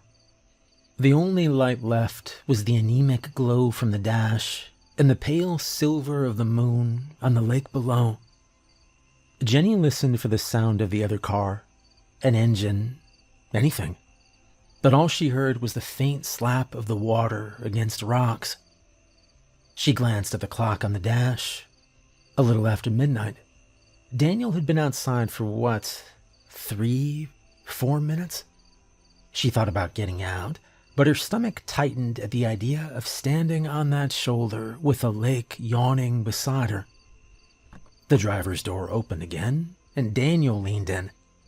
"All right, well, Marcus is on his way." Jenny blinked at that. "Marcus?" Yeah, he's closer than the sheriff, you know. He can be here in 15, Daniel replied, before quickly shutting the door before she could argue, and going back to the hood. Jenny stared out in shock. Her husband had not called the sheriff. Jenny sat there for a beat, pulse ticking in her ears. Then she unbuckled, shoved the door open, and stepped out into the cold. The slam echoed along the guardrail and out toward the water. Daniel straightened from the engine bay, his expression already bracing for it. "Jenny, you called Marcus?" she interrupted, striding toward him. "We're stuck on Lake Road in the middle of the night, and you call a mechanic instead of the sheriff." "Jenny, he's closer, okay? He can tow us out faster." "That's not the point," she replied. She was pacing now, hands tight at her sides. "The sheriff knows what's been happening out here. He knows what's in that lake." Daniel rubbed a hand over his jaw. "Oh my God, honey. And what's he gonna do? Show up with a net? If something's out there, George Lost isn't gonna save us any faster than Marcus can." She turned on him, eyes sharp. "You weren't at the meeting? You didn't see his face?" The wind came in off the lake, bringing that wet metal smell again. Jenny walked a few paces toward the guardrail, then back toward the SUV, her boots crunching on grit. "Jenny," Daniel warned, glancing toward the kids through the windshield. "You're scaring them." "I'm not the one," she started. But the rest never came. Something dark shot across the road, so fast it barely had shape. Just motion and weight, and the sickening thud of impact. Jenny's body jerked sideways and was gone, yanked off her feet and into the blackness beyond the guardrail before Daniel could even shout. One heartbeat she was there, pacing in the beam of the headlights. The next, there was nothing but the sound of gravel skittering over the edge and the faint slap of water below. Jenny? Daniel's voice cracked. He ran toward the rail, heart hammering, trying to make sense of what he'd just seen. But the space where she'd been was empty, headlights burning on nothing, the cold air swallowing his breath. From the SUV, the little girl started to scream. Daniel spun toward them, caught their wide, tear-filled eyes in the headlights' glare, then vaulted the guardrail without thinking. His boots hit the loose gravel on the far side, sliding a half step before he caught himself and started down the slope.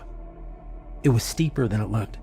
The ground gave way under his heels, clumps of frozen dirt and stones tumbling toward the water. He used one hand to brace against the brush, the other out in front, ready to grab her if he saw her. "Jenny!" His voice came back to him smaller than he expected, swallowed by the cold air. The lake was a dark mirror at the bottom, the moonlight wavering across its surface. He scanned the shoreline for movement, a ripple, a shadow, anything. But it was just black water breathing against the rocks. Another few yards down, and the smell hit him. Sharp. Wet. It clung to the back of his throat. His breath puffed in quick bursts as he kept moving, the sound of the kids crying fading behind him. Then, from somewhere just out of sight to his left, came the faintest splash. Not the lazy slap of water against stone, but a clean, deliberate drop. Daniel froze, every muscle tight. "Jenny?" No answer. Just the water and the wind. He took another cautious step toward the sound, his boots crunching against the gravel. Moonlight caught movement ahead. A shape, low to the ground, its outline broken and hunched. For a heartbeat, Daniel's brain refused to process what he was seeing. Then it shifted, and he saw the trail. A dark smear glistened on the pale stones, leading from the base of the slope to the water's edge. His eyes followed it, and the air seemed to drain out of his lungs. Jenny lay face down at the end of it, her arms limp, her hair dragging in the sand. Something was dragging her. Its claws were sunk deep into her calves, hooked through denim and skin, and it moved in a strange, halting shamble. It moved deliberately, without haste, like it'd done this many times before. Each lurch dragged her another foot toward the lake, the tip of her shoes leaving shallow furrows in the wet gravel. The thing kept dragging her until the black water lapped at her knees, never looking back, never loosening its grip. Daniel thought for a strange, disjointed moment that there was something almost playful in the way it moved. It wasn't just hauling her, it was savoring it. The sway of its shoulders, the little hitch before each step. It made it look like it was keeping time to music.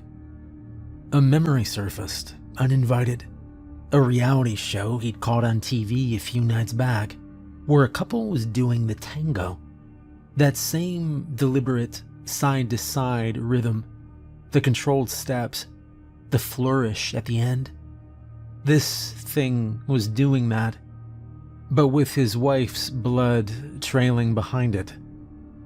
Daniel's mind flicked between disbelief and rage, but his body was already moving.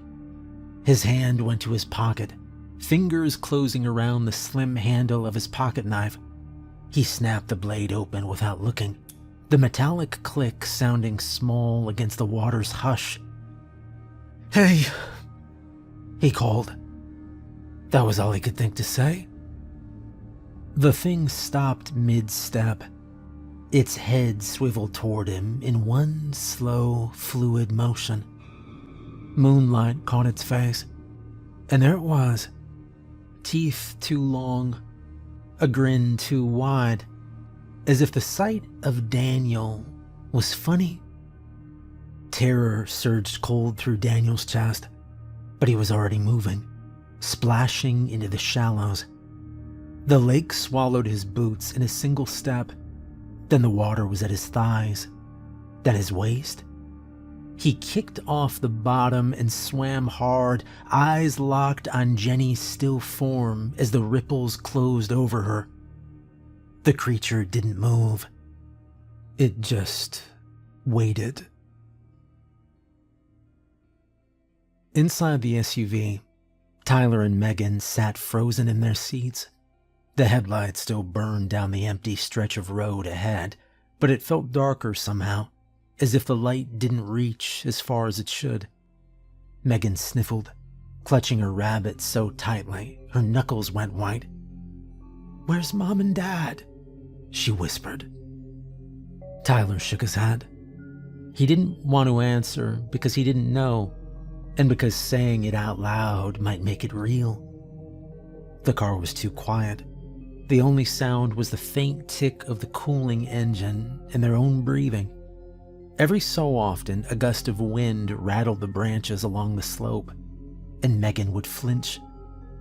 Tyler gripped his flashlight tighter, angling it toward the floorboard so its glow didn't spill onto the windows. He kept telling himself not to look toward the water. Megan sniffled again. "I don't like it here." Neither of them moved. Then, under the soft rhythm of the waves, came another sound. Low at first, almost like distant thunder. It grew, a steady, throaty rumble rolling over the curve of the road. Tyler's eyes shot to the rearview mirror, but the darkness there stayed unbroken. The noise swelled, joined by the faint crunch of tires on gravel. Headlights crested the bend behind them, washing through the SUV's interior like daylight. Megan let out a shaky breath. It was a pickup truck.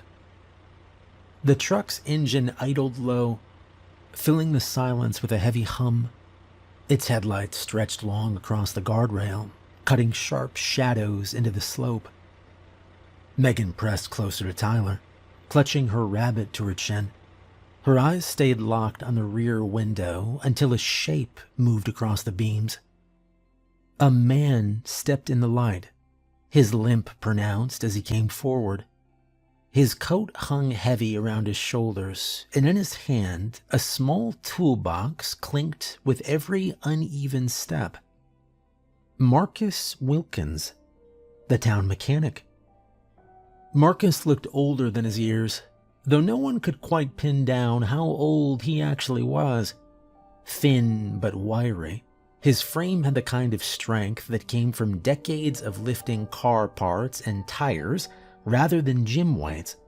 His shoulders carried a permanent stoop, and he favored his left leg with a subtle limp that made his gait uneven. His hands told the story most clearly, bent at the knuckles, stiff with arthritis, yet still strong enough to wrench a bolt free when no one else could. Grease was embedded so deep into his skin that it never fully washed out. Even his fingernails carried permanent stains, like shadows he couldn't scrub away. His face was sunken but sharp, with hollow cheeks and eyes that seemed both weary and alert at the same time. His thinning hair, once black, was now almost completely gray, and he wore it cropped short to keep it out of his work. Despite the wear, there was a steadiness about him. A man who knew every rattle and cough of his customers' cars, and who carried that knowledge like armor. He'd lost his wife the previous spring, brain cancer taking her slowly. Since then, Marcus had driven his old truck more, always on the lookout for work to keep himself busy. His only son, Tommy, lived out on the Pennsylvania coast, visiting maybe once a year. Marcus didn't hold it against him. His son had his own family, his own life.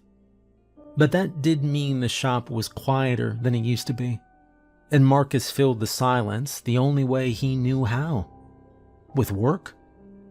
And not just paying work, Somewhere along the line, kids in town had figured out that if your bike chain snapped or your handlebars wouldn't straighten, Marcus was the one who could fix it. No charge, no lecture, just a nod, a few turns of a wrench, and the thing was working better than new. Word got around, and before long it became something of a ritual. A bent frame or broken pedal meant a trip to Marcus's shop. He'd even fixed up little Tyler Harper's bike last year. The boy probably didn't even remember. It was just one of those small-town miracles kids take for granted. But Marcus remembered. He remembered every chain he'd set back on its sprocket, every wheel he'd trued. And the very same man who'd once mended what Tyler thought was an impossibly broken bicycle was about to save his life. Marcus stopped at the side of the SUV, bending to peer through the glass. His face was tired, worn by years of hard work and long winters, but steady in a way that made Tyler's chest loosen just a little. "You kids all right in there?" His voice was muffled through the glass, but calm, normal, like this was just another breakdown on just another night. "Where's Mom and Dad?" Megan's voice wavered before Tyler could answer. There's a monster," she blurted. Too fast, like if she didn't get it out, she'd choke on it. Her small hands clutched at her brother's sleeve. "It took Mom." The words hit the glass, muffled, broken by her trembling breath. To Marcus, it was like hearing through a storm window, half-swallowed syllables, jagged with panic. He caught only fragments. Monster. Mom. He leaned closer, cupping a hand around his ear against the glass. "Say again?" His voice was steady, though his heart thumped a bit harder in his chest. Tyler shook his head violently, pulling Megan closer, like the very air outside might grab her. Marcus raised a palm, slow and calm, then motioned to the lock with 2 fingers. "All right, come on. It's okay," he said. "Open up now." For a long moment, nothing moved inside. Just 2 pale faces staring back, eyes wide, chest heaving. Then, with a tiny metallic click, the lock slid. Marcus eased the door open before they could change their minds. "All right, come on," he murmured, helping Megan down first, then Tyler. His big hands steadying them both, as if they were made of glass. He guided them toward his truck, his body angled between them and the darkness at the tree line. "All right, get in now," he said. "You're safe. I'll take care of you." He got them into the backseat of his truck, closing the door with a gentle but firm click. Megan clutched Tyler's arm so tightly her knuckles whitened. Both of them pressed together in the dark cab like they thought the glass might shatter in any second. Marcus gave them a steady nod, a half smile that didn't quite reach his eyes, before circling around to the driver's side. He slid behind the wheel, fished the radio handset off its clip, and thumbed the button. "Hey, Sheriff's Office, this is Marcus Wilkins out on Old Lake Road. I got 2 kids here, scared out of their minds. Something happened. I need somebody out here soon as possible." A burst of static, then a woman's voice crackled back through the line. "Marcus, this is Mendez. Sit tight and I'll get a unit to you right away. Where exactly are you?" "Well, we're a couple miles past Palmer's Bluff," he began, his eyes flicking to the side mirror, scanning the tree line. "Pulled over by a black SUV. Kids were inside. Their parents..." He paused, realizing that the kids were listening. Well, we just need help right away," he finished. There was the briefest pause before Mendez came back, her tone sharper now. "Copy that. Stay put, Marcus. Sending someone out now." Marcus let the handset rest in his lap, staring out into the darkness beyond his headlights. His gut twisted. The kids were safe for the moment, but the night out here felt wrong. He took a slow breath, then glanced back at the two small faces peering over the seat, eyes wide and waiting. "You two just sit tight," he said, voice softer. "Help's on the way."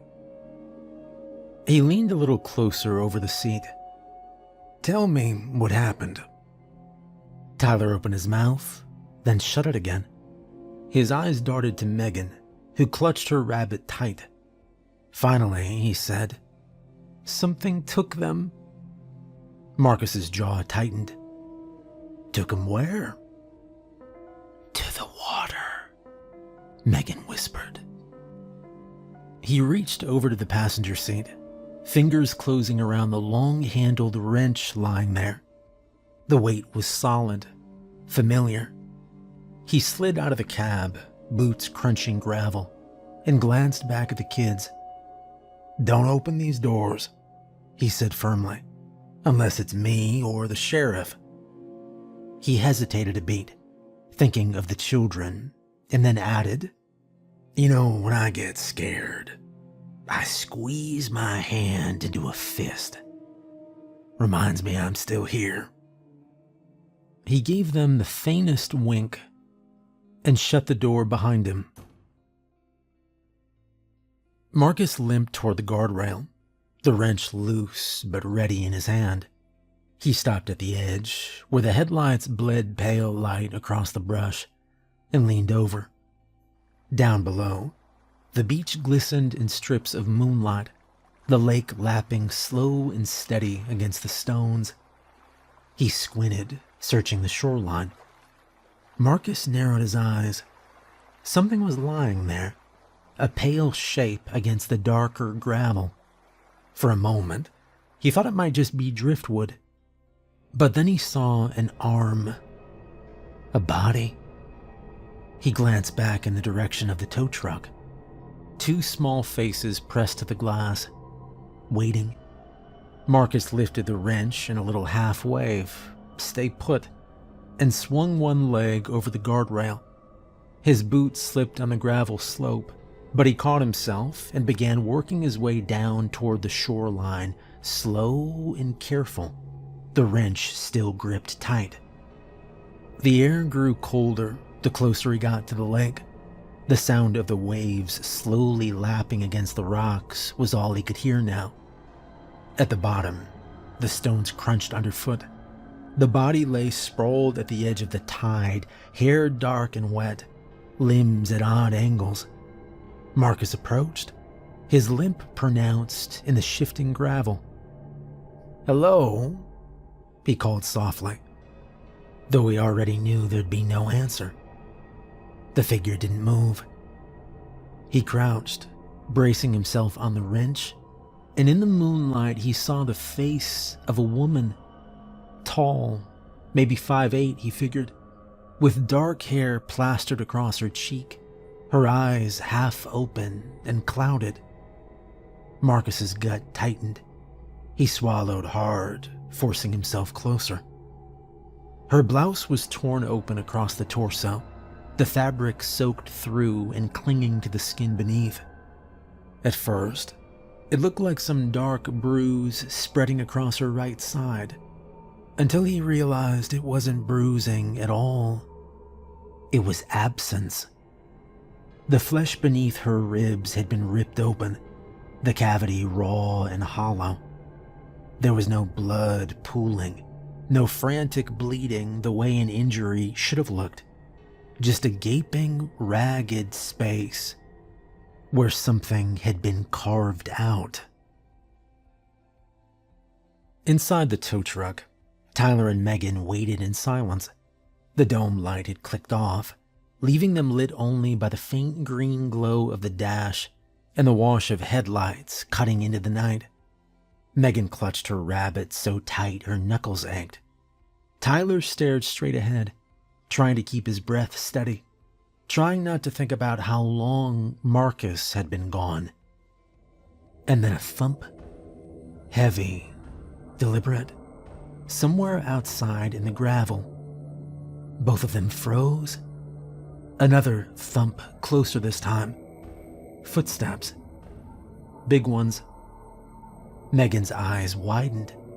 "It's him," she whispered, voice thin with hope. "It's the man that helped us." Tyler wanted to believe it. He craned his neck toward the side window.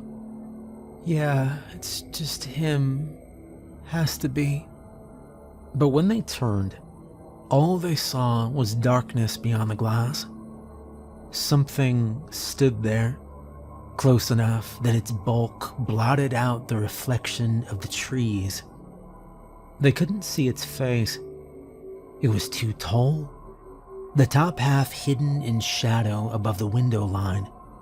Only its outline was visible, a slanted shoulder, the rise and fall of something breathing slow and steady. Tyler's heart hammered in his chest. Megan shrank back, her rabbit pulled up beneath her chin.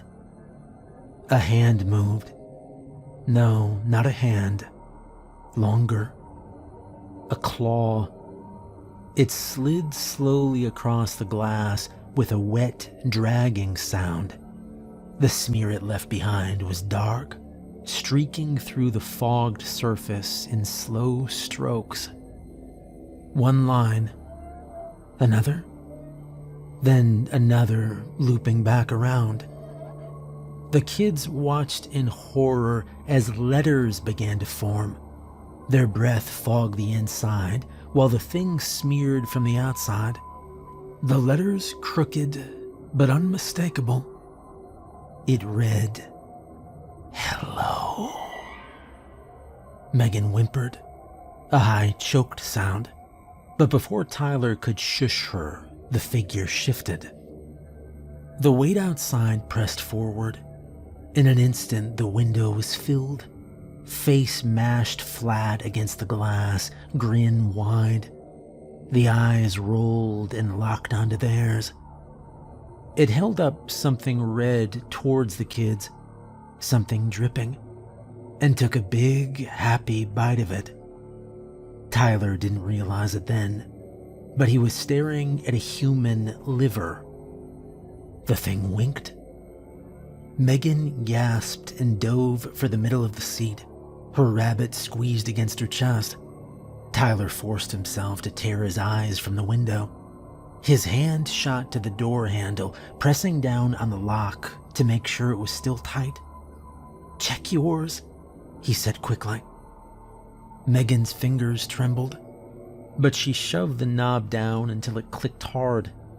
She nodded, eyes wide, breathing fast. For a moment, the cab was silent. Outside, the creature was still, and then it leaned back, grinned, and tilted its head toward the handle. Slowly, it lowered one long claw until it tapped against the keyhole, like it was testing the shape. And then the claw slid inside. The sound was worse than they imagined. A scraping, scratching whine that made Megan clap her hands over her ears. Tyler bit his lip, frozen, watching the thing's shoulders shift as it probed with exaggerated care, twisting the claw as if it were a skeleton key. The creature pressed its face closer to the glass, eyes rolling toward them, grin widening as it worked. It was enjoying this. There was a scraping sound, and then click. The lock popped up with a tiny sound. The claw lingered there for a moment, savoring it, and then it slid up to the handle, curling slow and deliberate around the chrome. The door trembled as the latch began to ease back. The gap opened no more than an inch, and then crack. A blur of iron smashed across the creature's head, just below its left eye. The blow rang out sharp against bone. The thing reeled sideways with a wet grunt, teeth snapping together as its grin finally broke. The kids flinched at the noise.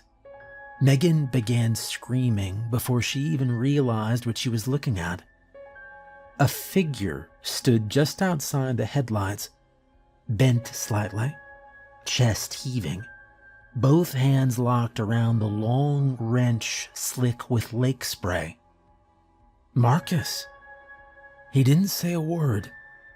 His face was pale, eyes locked and burning, as if he hadn't climbed back up from the shoreline at all, but risen out of the earth for this one moment.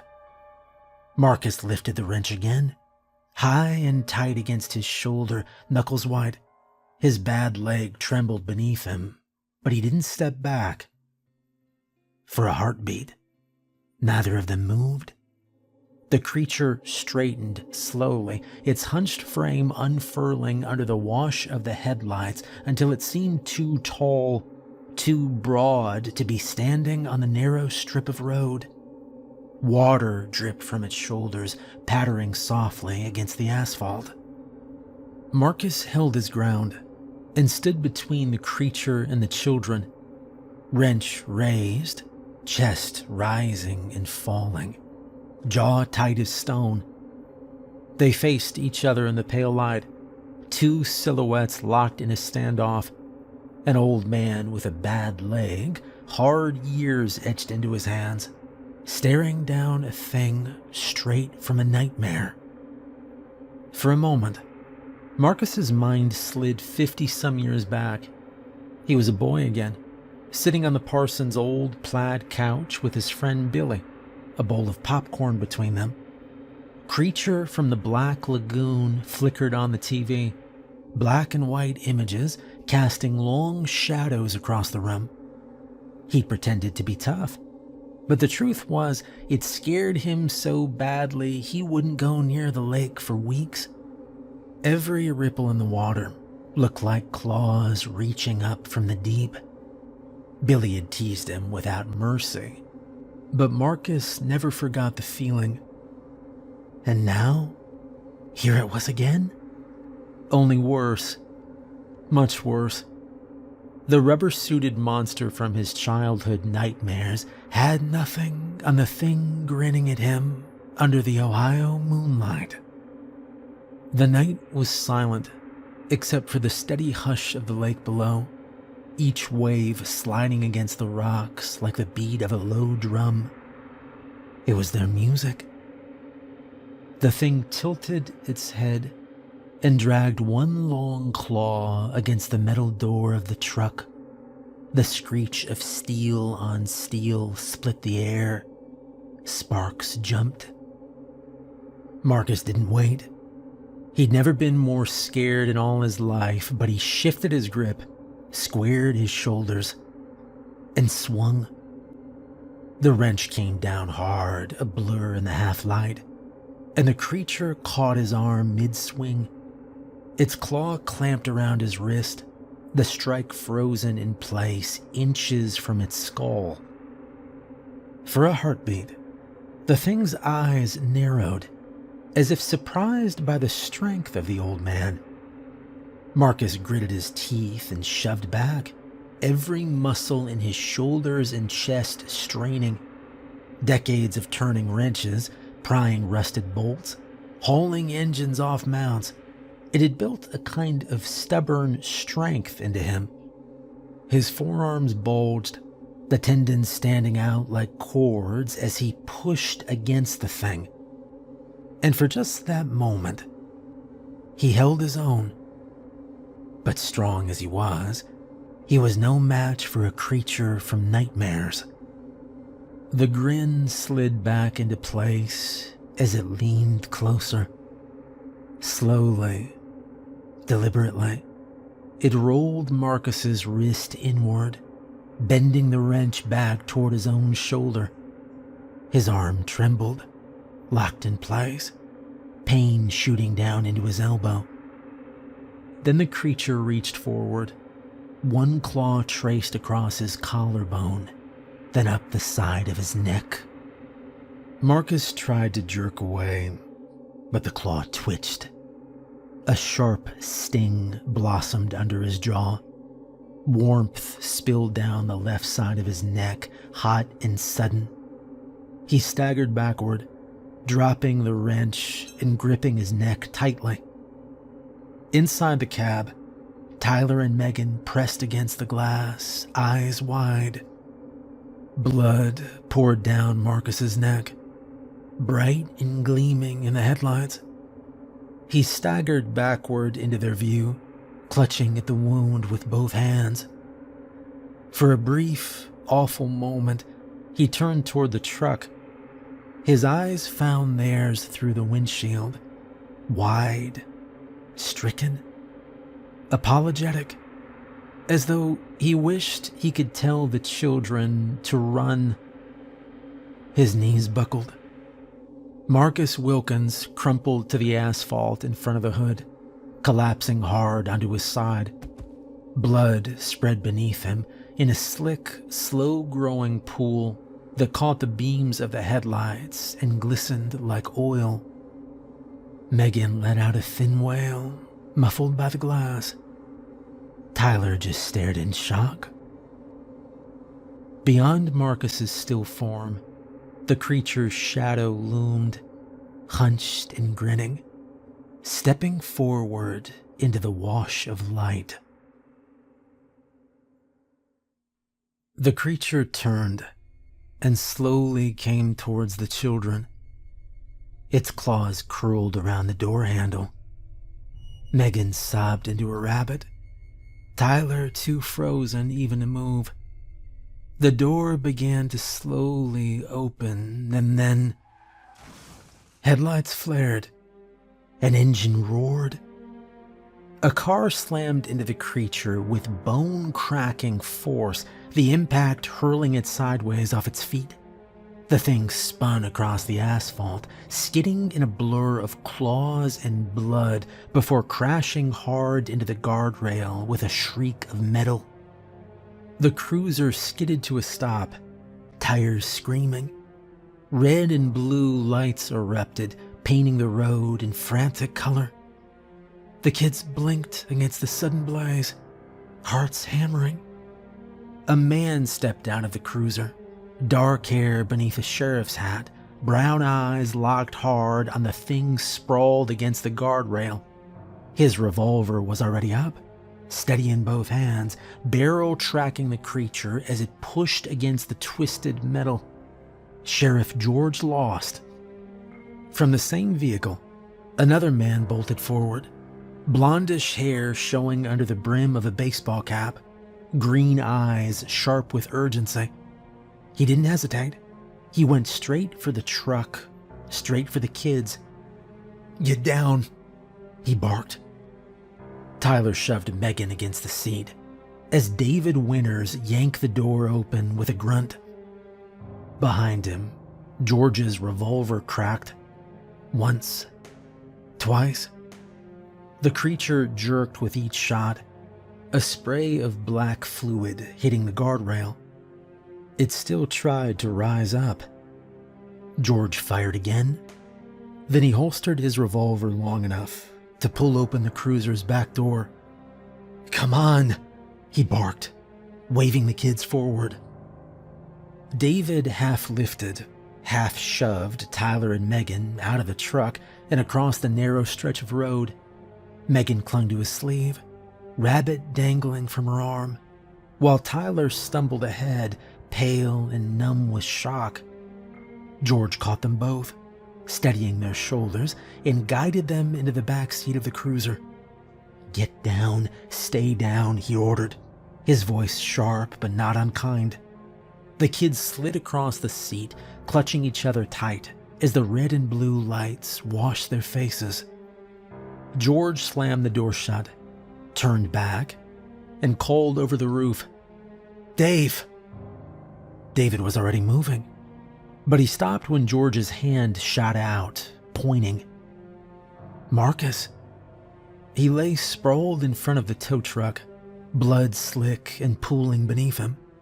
His chest heaved faintly, but his eyes were closed, his face waxy in the headlights. George sprinted first, holstering his revolver as he dropped to one knee beside him. "He's alive," he barked, though the word sounded more like a command than a certainty. David skidded in beside him, slipping an arm under Marcus's shoulders. Together they heaved him up, his body sagging heavy between them. His boots dragged along the pavement, leaving dark streaks as they staggered him toward the cruiser. "Easy, easy," David muttered, though Marcus gave no sign he heard. His head lolled against George's shoulder, blood soaking down both their sleeves. The cruiser's rear door stood open. George and David shoved Marcus inside, bracing his body against the seat. His arms flopped limp at his sides, his jaw hung slack, eyes closed. David slid in next to Marcus while trying to keep pressure on the open wound. On the other side of the seat, Tyler and Megan pressed themselves into the corner, knees tucked to their chest. Megan cried softly, hiding her face against her rabbit, while Tyler just stared at Marcus, at the blood on his throat, the rise and fall of his chest that looked too shallow, too slow. George slammed the door shut, and when he turned, the thing was already moving. It peeled itself off the guardrail in the headlights, tall and dripping, claws gleaming wet. George didn't wait. He dove into the driver's seat, slammed the door, and jammed the shifter into reverse. "Hold on," he barked. The cruiser roared backward, tires shrieking against the asphalt. The sudden lurch threw Tyler and Megan into the floor well. The headlights carved wild arcs across the road as George spun the wheel. The creature surged forward, claws raking at the pavement, but the cruiser fishtailed clear, gravel spitting like gunfire. David kept one hand tied on Marcus's wound, motioning with the other for the kids to stay down. Go, go, he said. George jammed the brakes, wrenched the wheel, and the cruiser spun hard. The rear swung wide, red and blue lights flashing across the trees and the black face of the leg. Then the nose came around, tires biting, and the car shot forward down the road toward town. In the mirror, for one awful second, the creature filled the beams, tall, still grinning, blood streaking down its chin. George's eyes stayed locked on the road, jaw clenched. The lake fell away behind them. Back at the sheriff's station, the quiet felt heavier than the night outside. George sat at the table, a fresh cup of coffee cooling in his hands. Across from him, David slumped forward, his shirt stained with Marcus's blood. He hadn't said a word since the ambulance pulled out. The cruiser parked out front was empty now. The kids had been picked up by their grandparents an hour earlier, bundled into the back of a minivan, and driven away from town without a word. George had stood there and watched until the taillights disappeared, feeling like he'd handed over something fragile that might shatter before it reached safety. "You think Marcus will make it?" David finally asked. "He's tough. That wound on his neck. That would have killed me." George didn't answer right away. He stared into his cup, then set it down. "Doc Graham is doing what he can." David dragged a hand down his face. We don't even know what it was, George.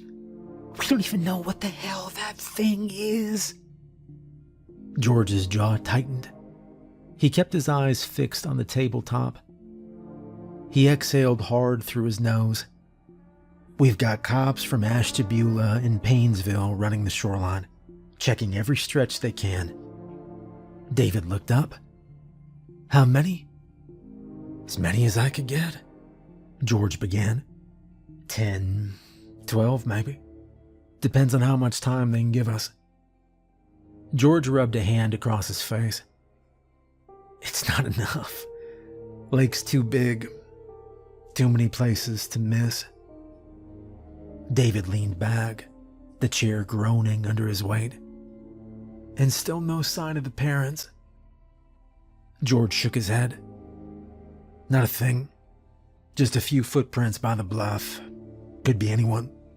And those end about 20 yards from the water. Silence stretched. Both men knew what that meant, but neither wanted to say it. Finally, David spoke.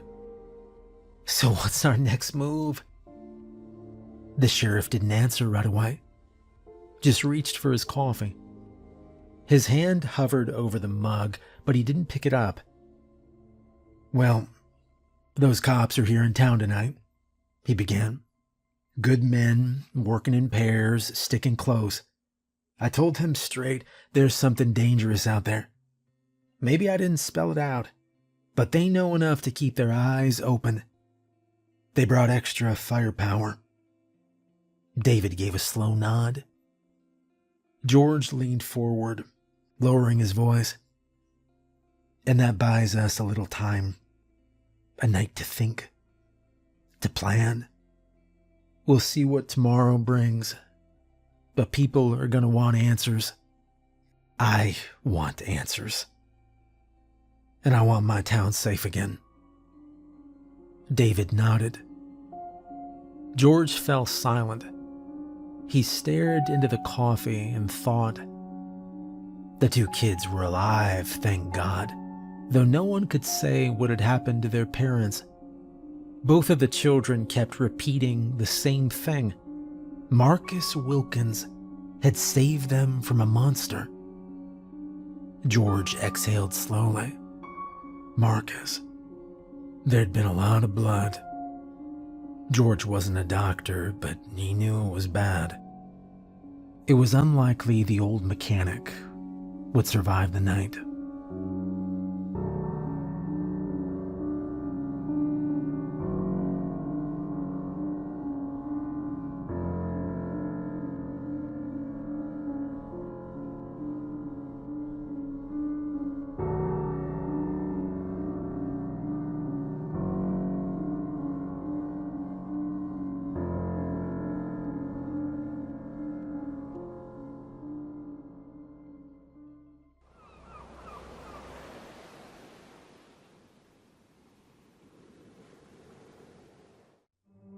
On April 5th, Samantha Granger went missing in the town of Daggerland. If you're from Ohio, perhaps you've heard of the place. More likely, you haven't. Daggerland is 60-some miles east of Cleveland, and if you blink, you'd miss it. Get on I-90, pass Euclid, Menor, and keep on going.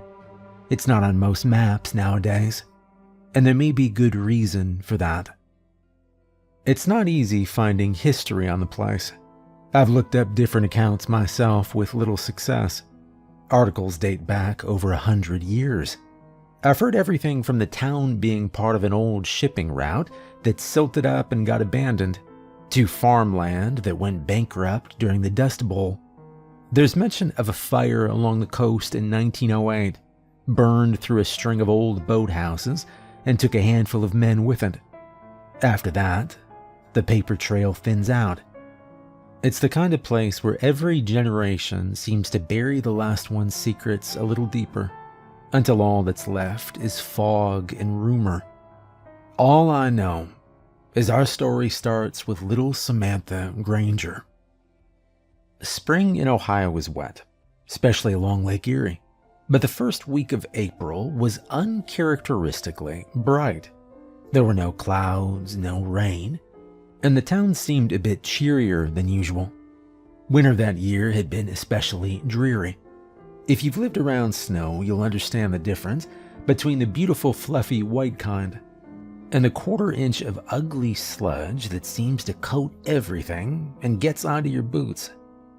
When April came along, it caught the residents by surprise, especially the children, who had felt locked inside for what seemed like years at that point. That morning, the air was clear and the lake looked calm, unusually calm, like someone had pressed pause on the water itself. Birds were out, flags hung still. It was the kind of morning that made people open their windows just to let the smell of thawed earth drift in. A fresh, clean start. Samantha Granger was 8 years old. Quiet kid. Liked puzzles and purple shoes and collecting smooth stones from the beach. She lived 2 blocks from the shoreline, and when her mother turned around to grab her coffee that morning, Samantha was already gone. Coat half zipped, barreling down the sidewalk like the world had finally opened back up. They say she must have gone to the water. The footprints stopped near the edge of the bluff, and her scarf was found snagged in a bramble bush just off the trail. But the beach itself, empty. No body, no drag marks, no sign of a struggle. And that's what makes Samantha different. The others, there were signs, broken glass, torn clothing. But Samantha, she just vanished. Like the lake opened its arms and swallowed her whole. "Anything?" George asked. The bathroom door creaked open. Laura stepped out slowly, still in her robe, eyes downcast. She didn't say a word, just shook her head once. George opened his arms, but she resisted. He reached out anyway, pulled her close, and held her without speaking, one hand resting at the small of her back, the other cradling the back of her head. "It's okay," he said. They'd been trying for over a year. Every month, hope flickered. Every month, it went out. "You're still young," the doctors had said. "It happens when it happens."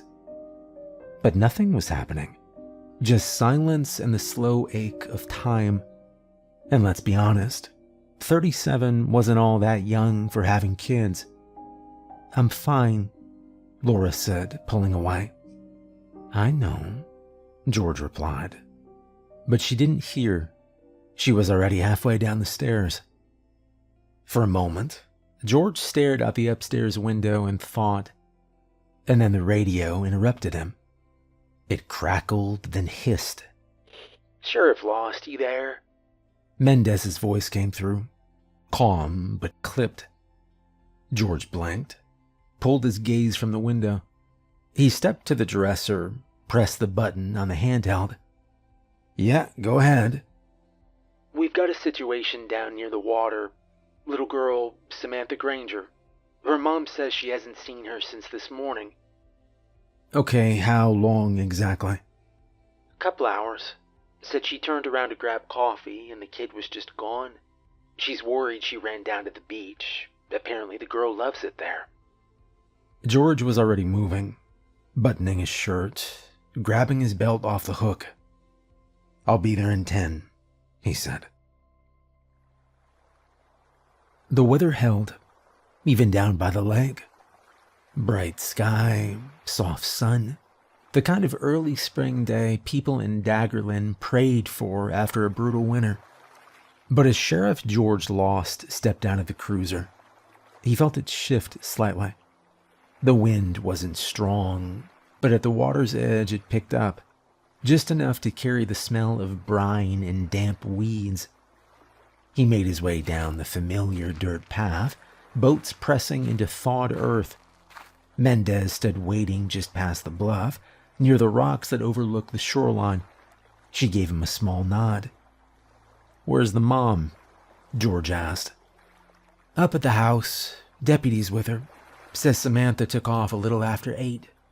Said she always loved the beach right after it rained. Mendez replied. George glanced down at the sand. You get eyes on her yet? Mendez motioned toward a narrow drop-off. Come look. He followed her down to the beach. It was quiet. Not dead quiet, but still. A gull drifted overhead. The lake was calm.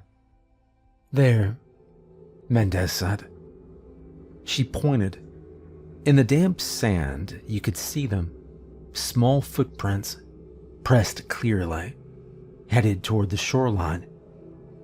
George crouched beside him, following the trail with his eyes. They stopped maybe 6 feet from the edge of the water. No return prints. No sign of panic. Just gone. Something purple caught his eye. Caught in a thorn bush just off the trail, fluttering slightly in the breeze, was a child's scarf. He stared out at the water for a long moment. The sun sparkled off the surface. It looked harmless, even beautiful. But something about the stillness scraped at the back of his mind. Call in drones, dogs, all of it, he said. Mendez hesitated. You think she drowned? I don't think anything yet. But he did. He just wasn't ready to say it out loud. 2 days later, the town gathered at Holloway Park. No one made announcements, no flyers, just a quiet understanding that they'd meet at the gazebo by dusk. The air was still mild for April, low 50s, no rain, the last of the light bleeding out behind the trees. George arrived just after 7. He parked along the edge of the lot and walked the rest of the way in, keeping to himself. People were already there, maybe 30, maybe more, scattered in small clumps, each holding a candle. At the very front, someone had taped up Samantha's school photo. It fluttered slightly in the breeze, the tape on the corners barely holding. A mason jar of violets had been set beneath it. A few stuffed animals, nothing dramatic, just small, quiet things. Her mother stood near the post, alone, wrapped in a heavy coat, hands at her sides. She didn't speak, didn't cry, just stared at the picture like she was waiting for it to change.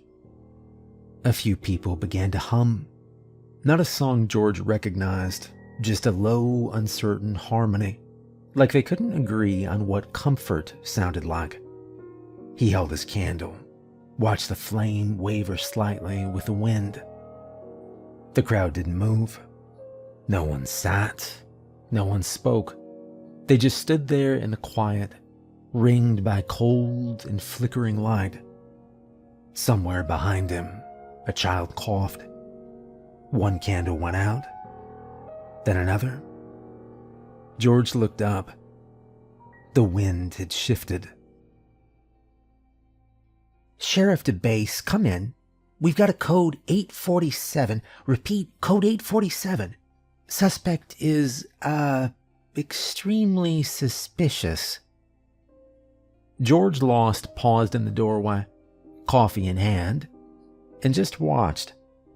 9-year-old Owen Winters sat behind his desk, legs swinging, eyes squinting in serious concentration as he leaned into the radio mic like it was a matter of national security.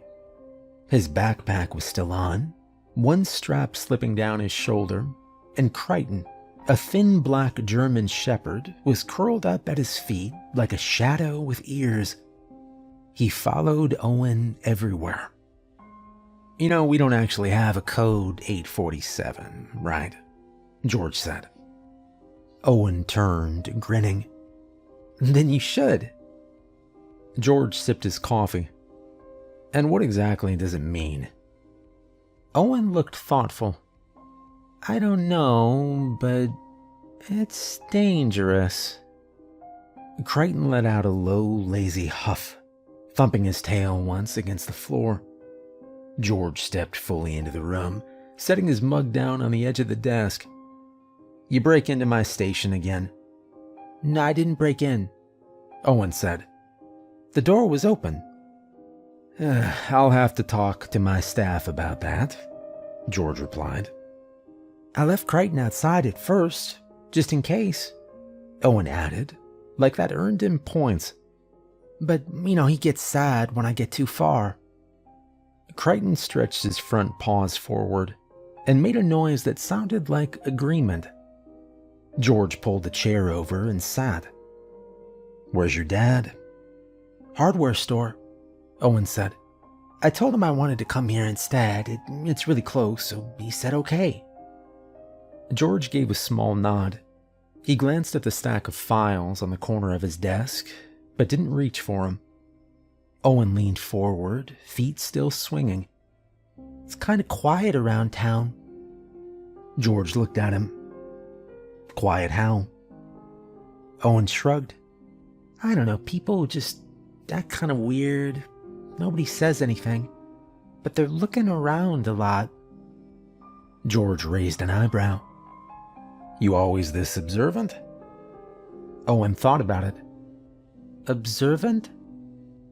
Crichton huffed again, ears flicking slightly.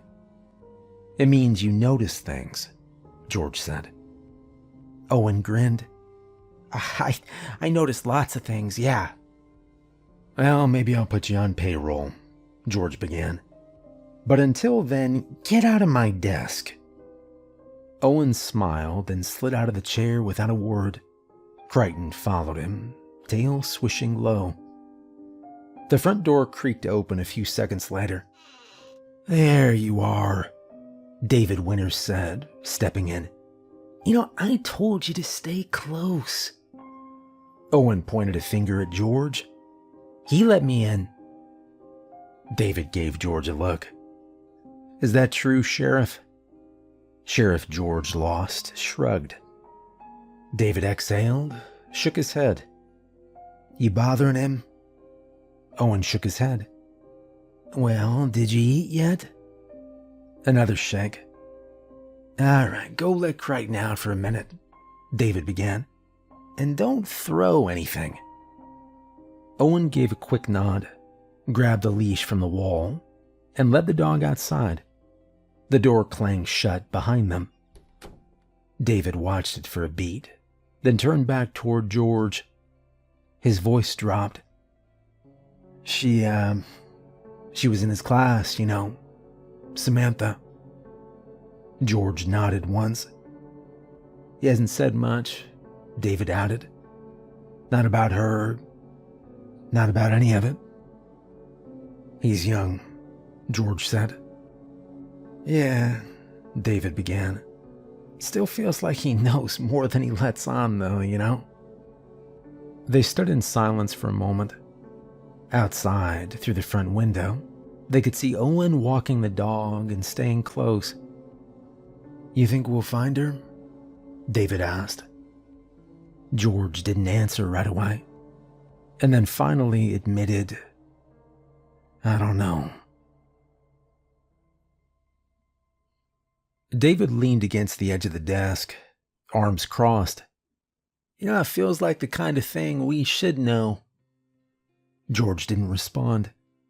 Outside, Owen jogged a little ahead of Crichton, holding the leash loosely. The dog didn't seem to mind, just stayed at his side, ears up, watching everything. "You ever think," David said after a minute, "that maybe we were better off not knowing what was out there? Like back when we were kids. You just assumed somebody else would handle it." George glanced at him. "We are the someone." "Yeah, that's the problem," David said. The station creaked faintly, one of those sounds old buildings make when they settle or remember. George stared at the window a while longer, watching Owen crouch down to tie his shoe and Crichton nose at something in the grass. He doesn't ask about her, David said quietly. Not directly, but he knows. He knows she's gone. George nodded. I don't know how to talk to him about it, you know.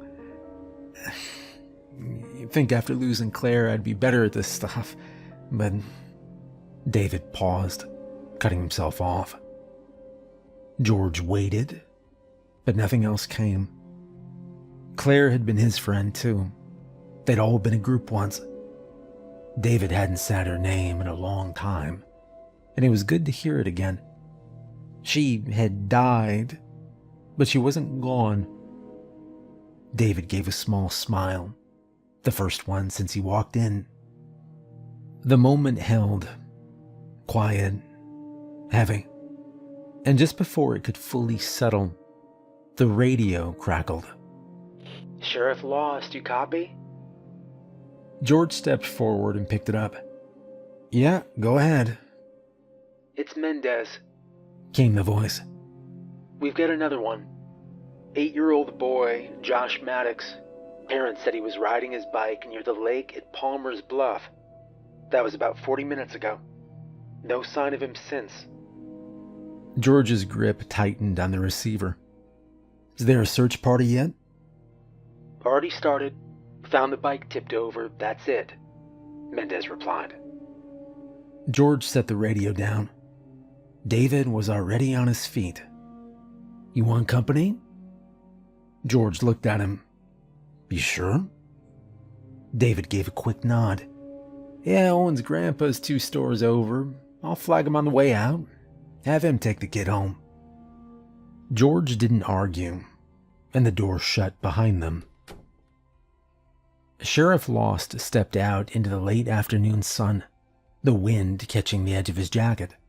David followed close behind, both men walking with purpose toward the cruiser. As George slid into the driver's seat, he keyed the mic on the dashboard.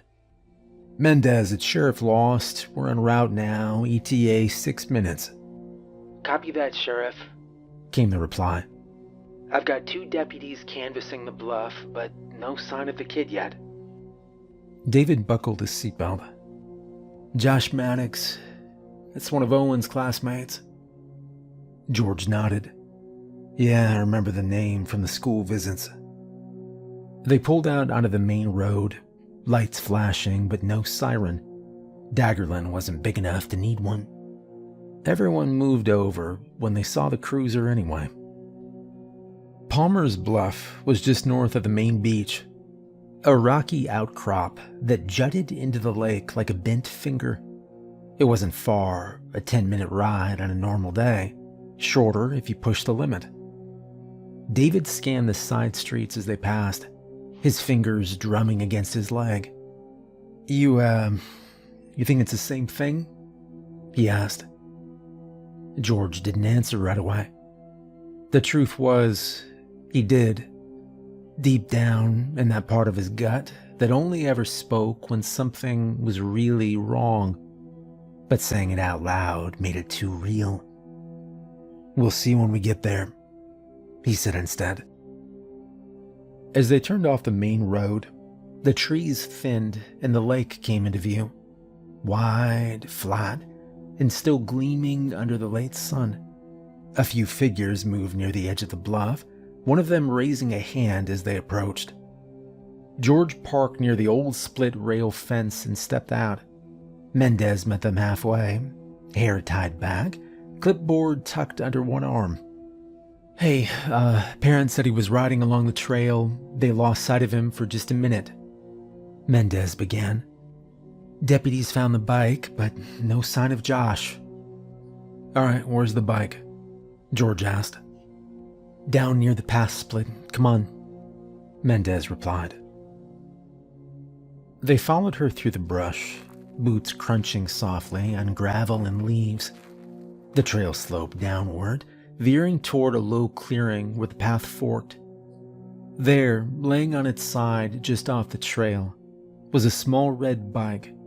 No scuffs, no skid marks.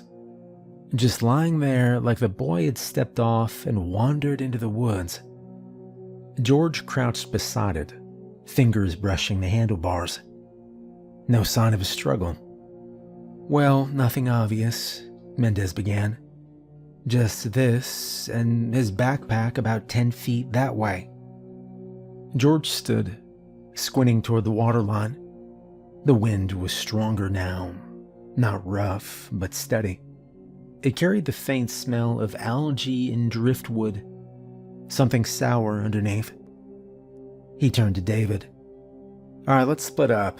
You take the bluff, I'll check the trail past the bend. David nodded and headed up the slope without a word, moving quick. George lingered. There was something off here, something quiet in the way the birds weren't singing, something about how the bike just sat there. And then he saw it. Near the edge of the clearing, a line of small footprints, half faded, pressed into the wet ground, heading toward the trees. And then nothing. Just the lake. George crouched, scanning the shoreline. The mud near the edge was dark and slick, but no obvious drag marks cut across it. He moved slowly, eyes adjusting to the glare of the late-day sun on the water. "Josh," he called, keeping his voice steady. "It's Sheriff Lost. You out here?" Silence. George followed the line of footprints again. They stopped barely 2 feet from where the reeds began. Something about the way they ended bothered him. No stagger, no shift in weight, no turn back toward the trail. Just gone. He straightened and looked out over the lake. The water was calm, but a faint ripple moved against the wind near the edge. It was subtle, almost easy to miss, like something had disturbed the surface and then slipped under. A branch cracked somewhere in the brush to his right. George turned, hand hovering near his sidearm. "Josh?" A small figure stepped out. Mud streaked the boy's cheeks, and his hair stuck up in clumps. He clutched something against his chest, a worn backpack, zipper half open. "Hey," George said softly. "You okay?" Josh didn't answer. His eyes darted past George, toward the water. Footsteps pounded down the slope. David appeared at George's shoulder, breathing hard. Relief crossed his face when he saw the boy. "Josh, hey kid, your mom's looking all over for you." Josh didn't move. His lips parted slightly, and for a second George thought he might say something. But then the ripple on the lake grew. It started maybe 20 feet out, pushing toward shore. Sunlight caught on something dark just beneath the surface. The movement was smooth, deliberate, not the random slosh of a current. As it came closer, the water shallowed just enough for a shape to break through. The head came first, sleek, black, wet, followed by shoulders that rolled unnaturally as they rose. Long arms ended in claws that scraped at the sand. And the mouth, it was full of very sharp teeth, curled into something like a grin. David spoke first. "What the hell is that?" Josh took a step back. David moved in front of him, one hand out to nudge him farther from the water. George stayed rooted, eyes locked on the thing as it stepped from the shallows. Each claw dug into the damp ground. It didn't rush. It didn't posture. It just kept walking, slow and certain, that grin never leaving its face. Sheriff?" David said. But George didn't answer. His hand was already on his holster, thumb flicking the strap free. The creature stepped closer. The wet slosh of its feet against the sand was louder than it should have been. 2 more slow steps, claws sinking into the mud. Another step. The water line was behind it now. George fired a warning shot, but the thing kept moving. Then another. A puff of mist and black water kicked up from the creature's shoulder, but it didn't even flinch. George fired again, center mass. This time he saw the round hit, a small burst just under its collarbone. The creature staggered, just a fraction, but its grin stayed. Another step. "George," David muttered. Another shot rang out. The round hit dead in the chest, right where a man's heart would be. The creature looked down for a moment, then back up. George took a half step backward, boots crunching in the sand. He'd seen men get shot and keep moving before. Adrenaline, bad drugs, worse luck. But this was different. There was no pain in those eyes, no fear. The thing lifted one long claw and tapped the spot where the bullet had hit. Josh whimpered behind David. "Get him out of here," George said without looking away. David's hand tightened on Josh's shoulder. "And leave you?" "Now, Dave," George said. "Go." The creature took another step. The water behind it lapped quietly at the shore. David grabbed Josh by the arm and moved fast, hauling him toward the trail without another word. The boy stumbled once in the sand, but didn't complain. Within seconds, they were swallowed by the trees, their footsteps fading. George adjusted his stance, bringing the pistol back up. The creature watched them go, then turned its attention fully to him. That grin stayed fixed, water dripping steadily from its chin and the ragged tips of its claws. It took a step closer. George fired once, a clean center mass shot. The round hit with a wet thump, kicking up a spray of brackish fluid. The thing staggered, but only for a heartbeat before straightening again. Another step. George fired again. The bullet punched into its side. No reaction. George backed up 2 steps, keeping his sights locked. His boots found firmer ground near the grass line, and he planted himself there. He wasn't giving it the beach. 20 feet out. 15.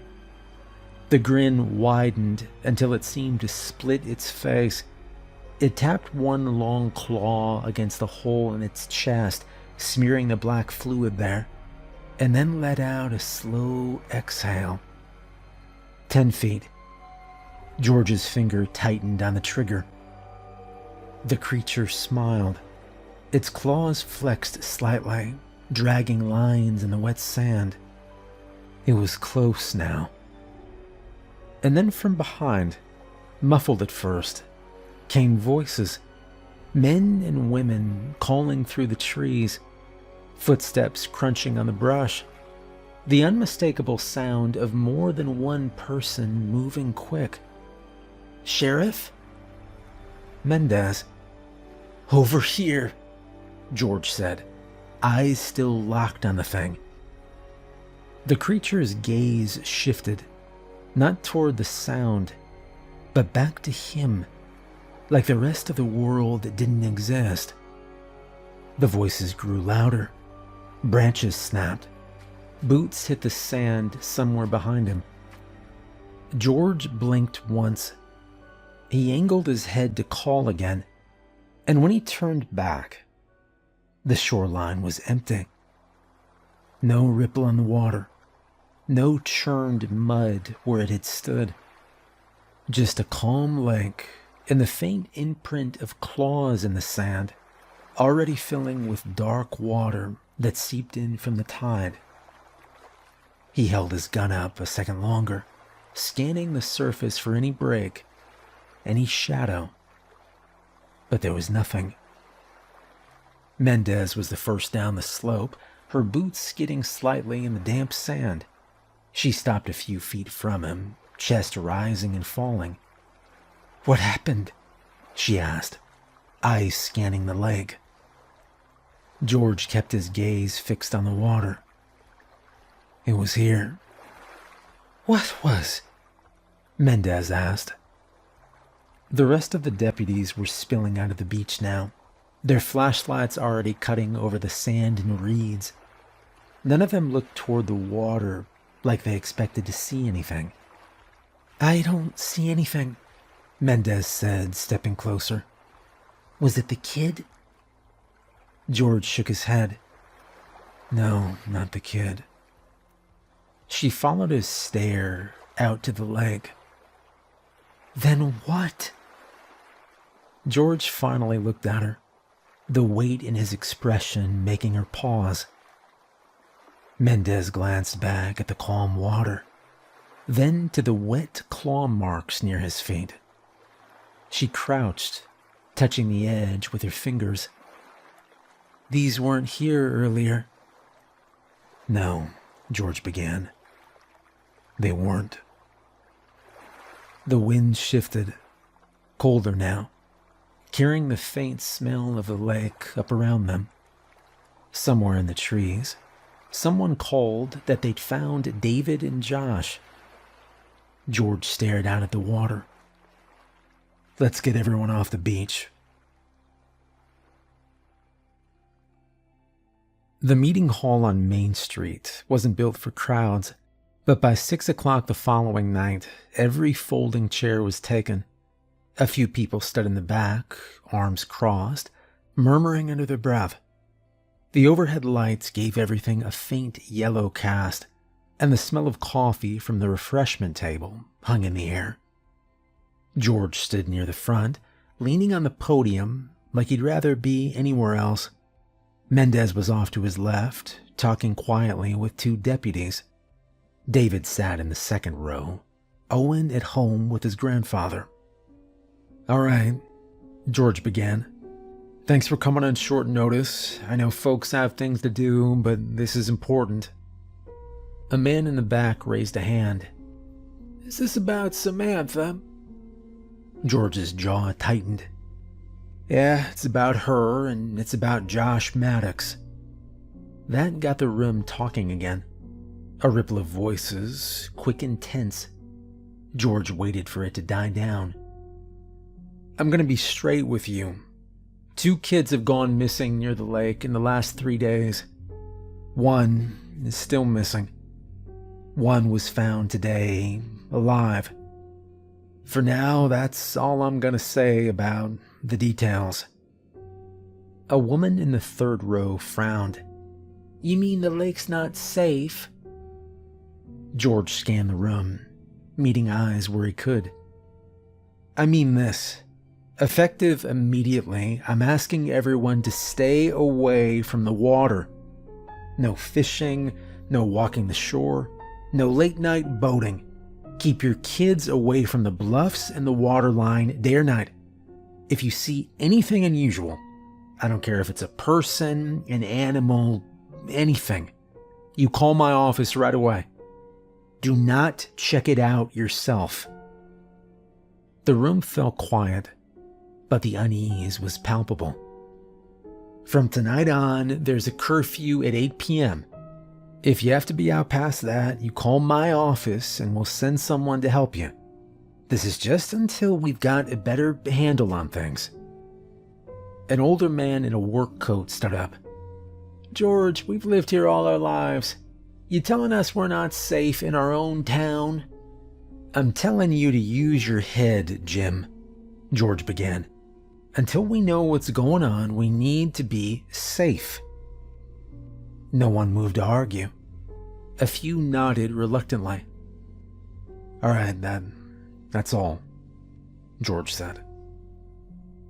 When the meeting broke, most people filed out quickly. Conversations kept to low murmurs. George stayed at the front, watching them go, until only a handful remained. David, Mendez, and 2 deputies. Mendez stepped closer. "You think they'll listen?" "I don't know," George replied. Mendez pulled a chair closer to the podium and sat, resting her forearms on her knees. "All right. What happened out there today? You've been dancing around it since I called you." George walked to the refreshment table, poured himself a coffee that had been sitting too long, and took a slow sip. "You wouldn't believe me." "Try me," Mendez said. David was leaning against the wall, arms crossed, his expression tight. "I saw it too." "Saw what?" Mendez asked. George finally turned toward him. "There was something in the water. It was tall. Had claws," he said. Mendez tilted her head. "An animal?" No, George began. "It was standing upright. I think it was smiling." David's eyes flicked to the floor. George fired. Hit it once right in the chest. Didn't even slow it down. Mendez's mouth worked for a second before any words came out. "And you're sure you weren't hallucinating?" "No," George said. "It was there.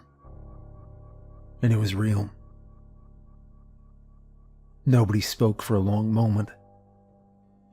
Mendez rubbed at the bridge of her nose. "So what's the plan?" "I don't know yet. But for now we keep people away from the lake," George said. "And we stay ready." David pushed off the wall. "If it comes back, I am not waiting for it to make the first move." George met his eyes, and for a moment the sheriff's tired expression hardened into something else. He thought of Josh. He'd taken the little boy home after what happened, and he was safe. But George thought of what might have happened if they'd been just 1 minute later. He shuddered. Outside, the night settled over Daggerland like a heavy blanket. The town hall had emptied out, leaving just the hum of old lights and the distant hush of the lake beyond. George took a breath, feeling the weight of the evening settle on his shoulders. They filed out quietly, leaving George alone in the stillness. For a moment, he just listened to the faint creak of the old building, to the distant lap of water against the shore. He reached for his sheriff's hat from the table, setting it low on his brow. His hand lingered there for a second before he stepped out into the cool night air. The street was empty, the kind of stillness that felt earned after a long day. Porch lights dotted the block, and somewhere far off, a screen door clapped shut. And then it came, a sound drifting from the direction of Lake Erie. Low at first, almost like the wind catching in a hollow log, and then rising into something else. It didn't belong to any bird or animal George had ever heard, and it carried too far across the water to be an accident. He stood there, listening until the sound died out, leaving only the faint lap of water against the shore. He'd told Laura to stay at her mother's in Youngstown, a bit of a drive, but at least it was inland. As for him, he'd be staying. It was his responsibility to watch over the town of Daggerland. George stepped back inside, checked the load in his revolver, and poured himself a fresh cup of coffee. It was going to be a long night.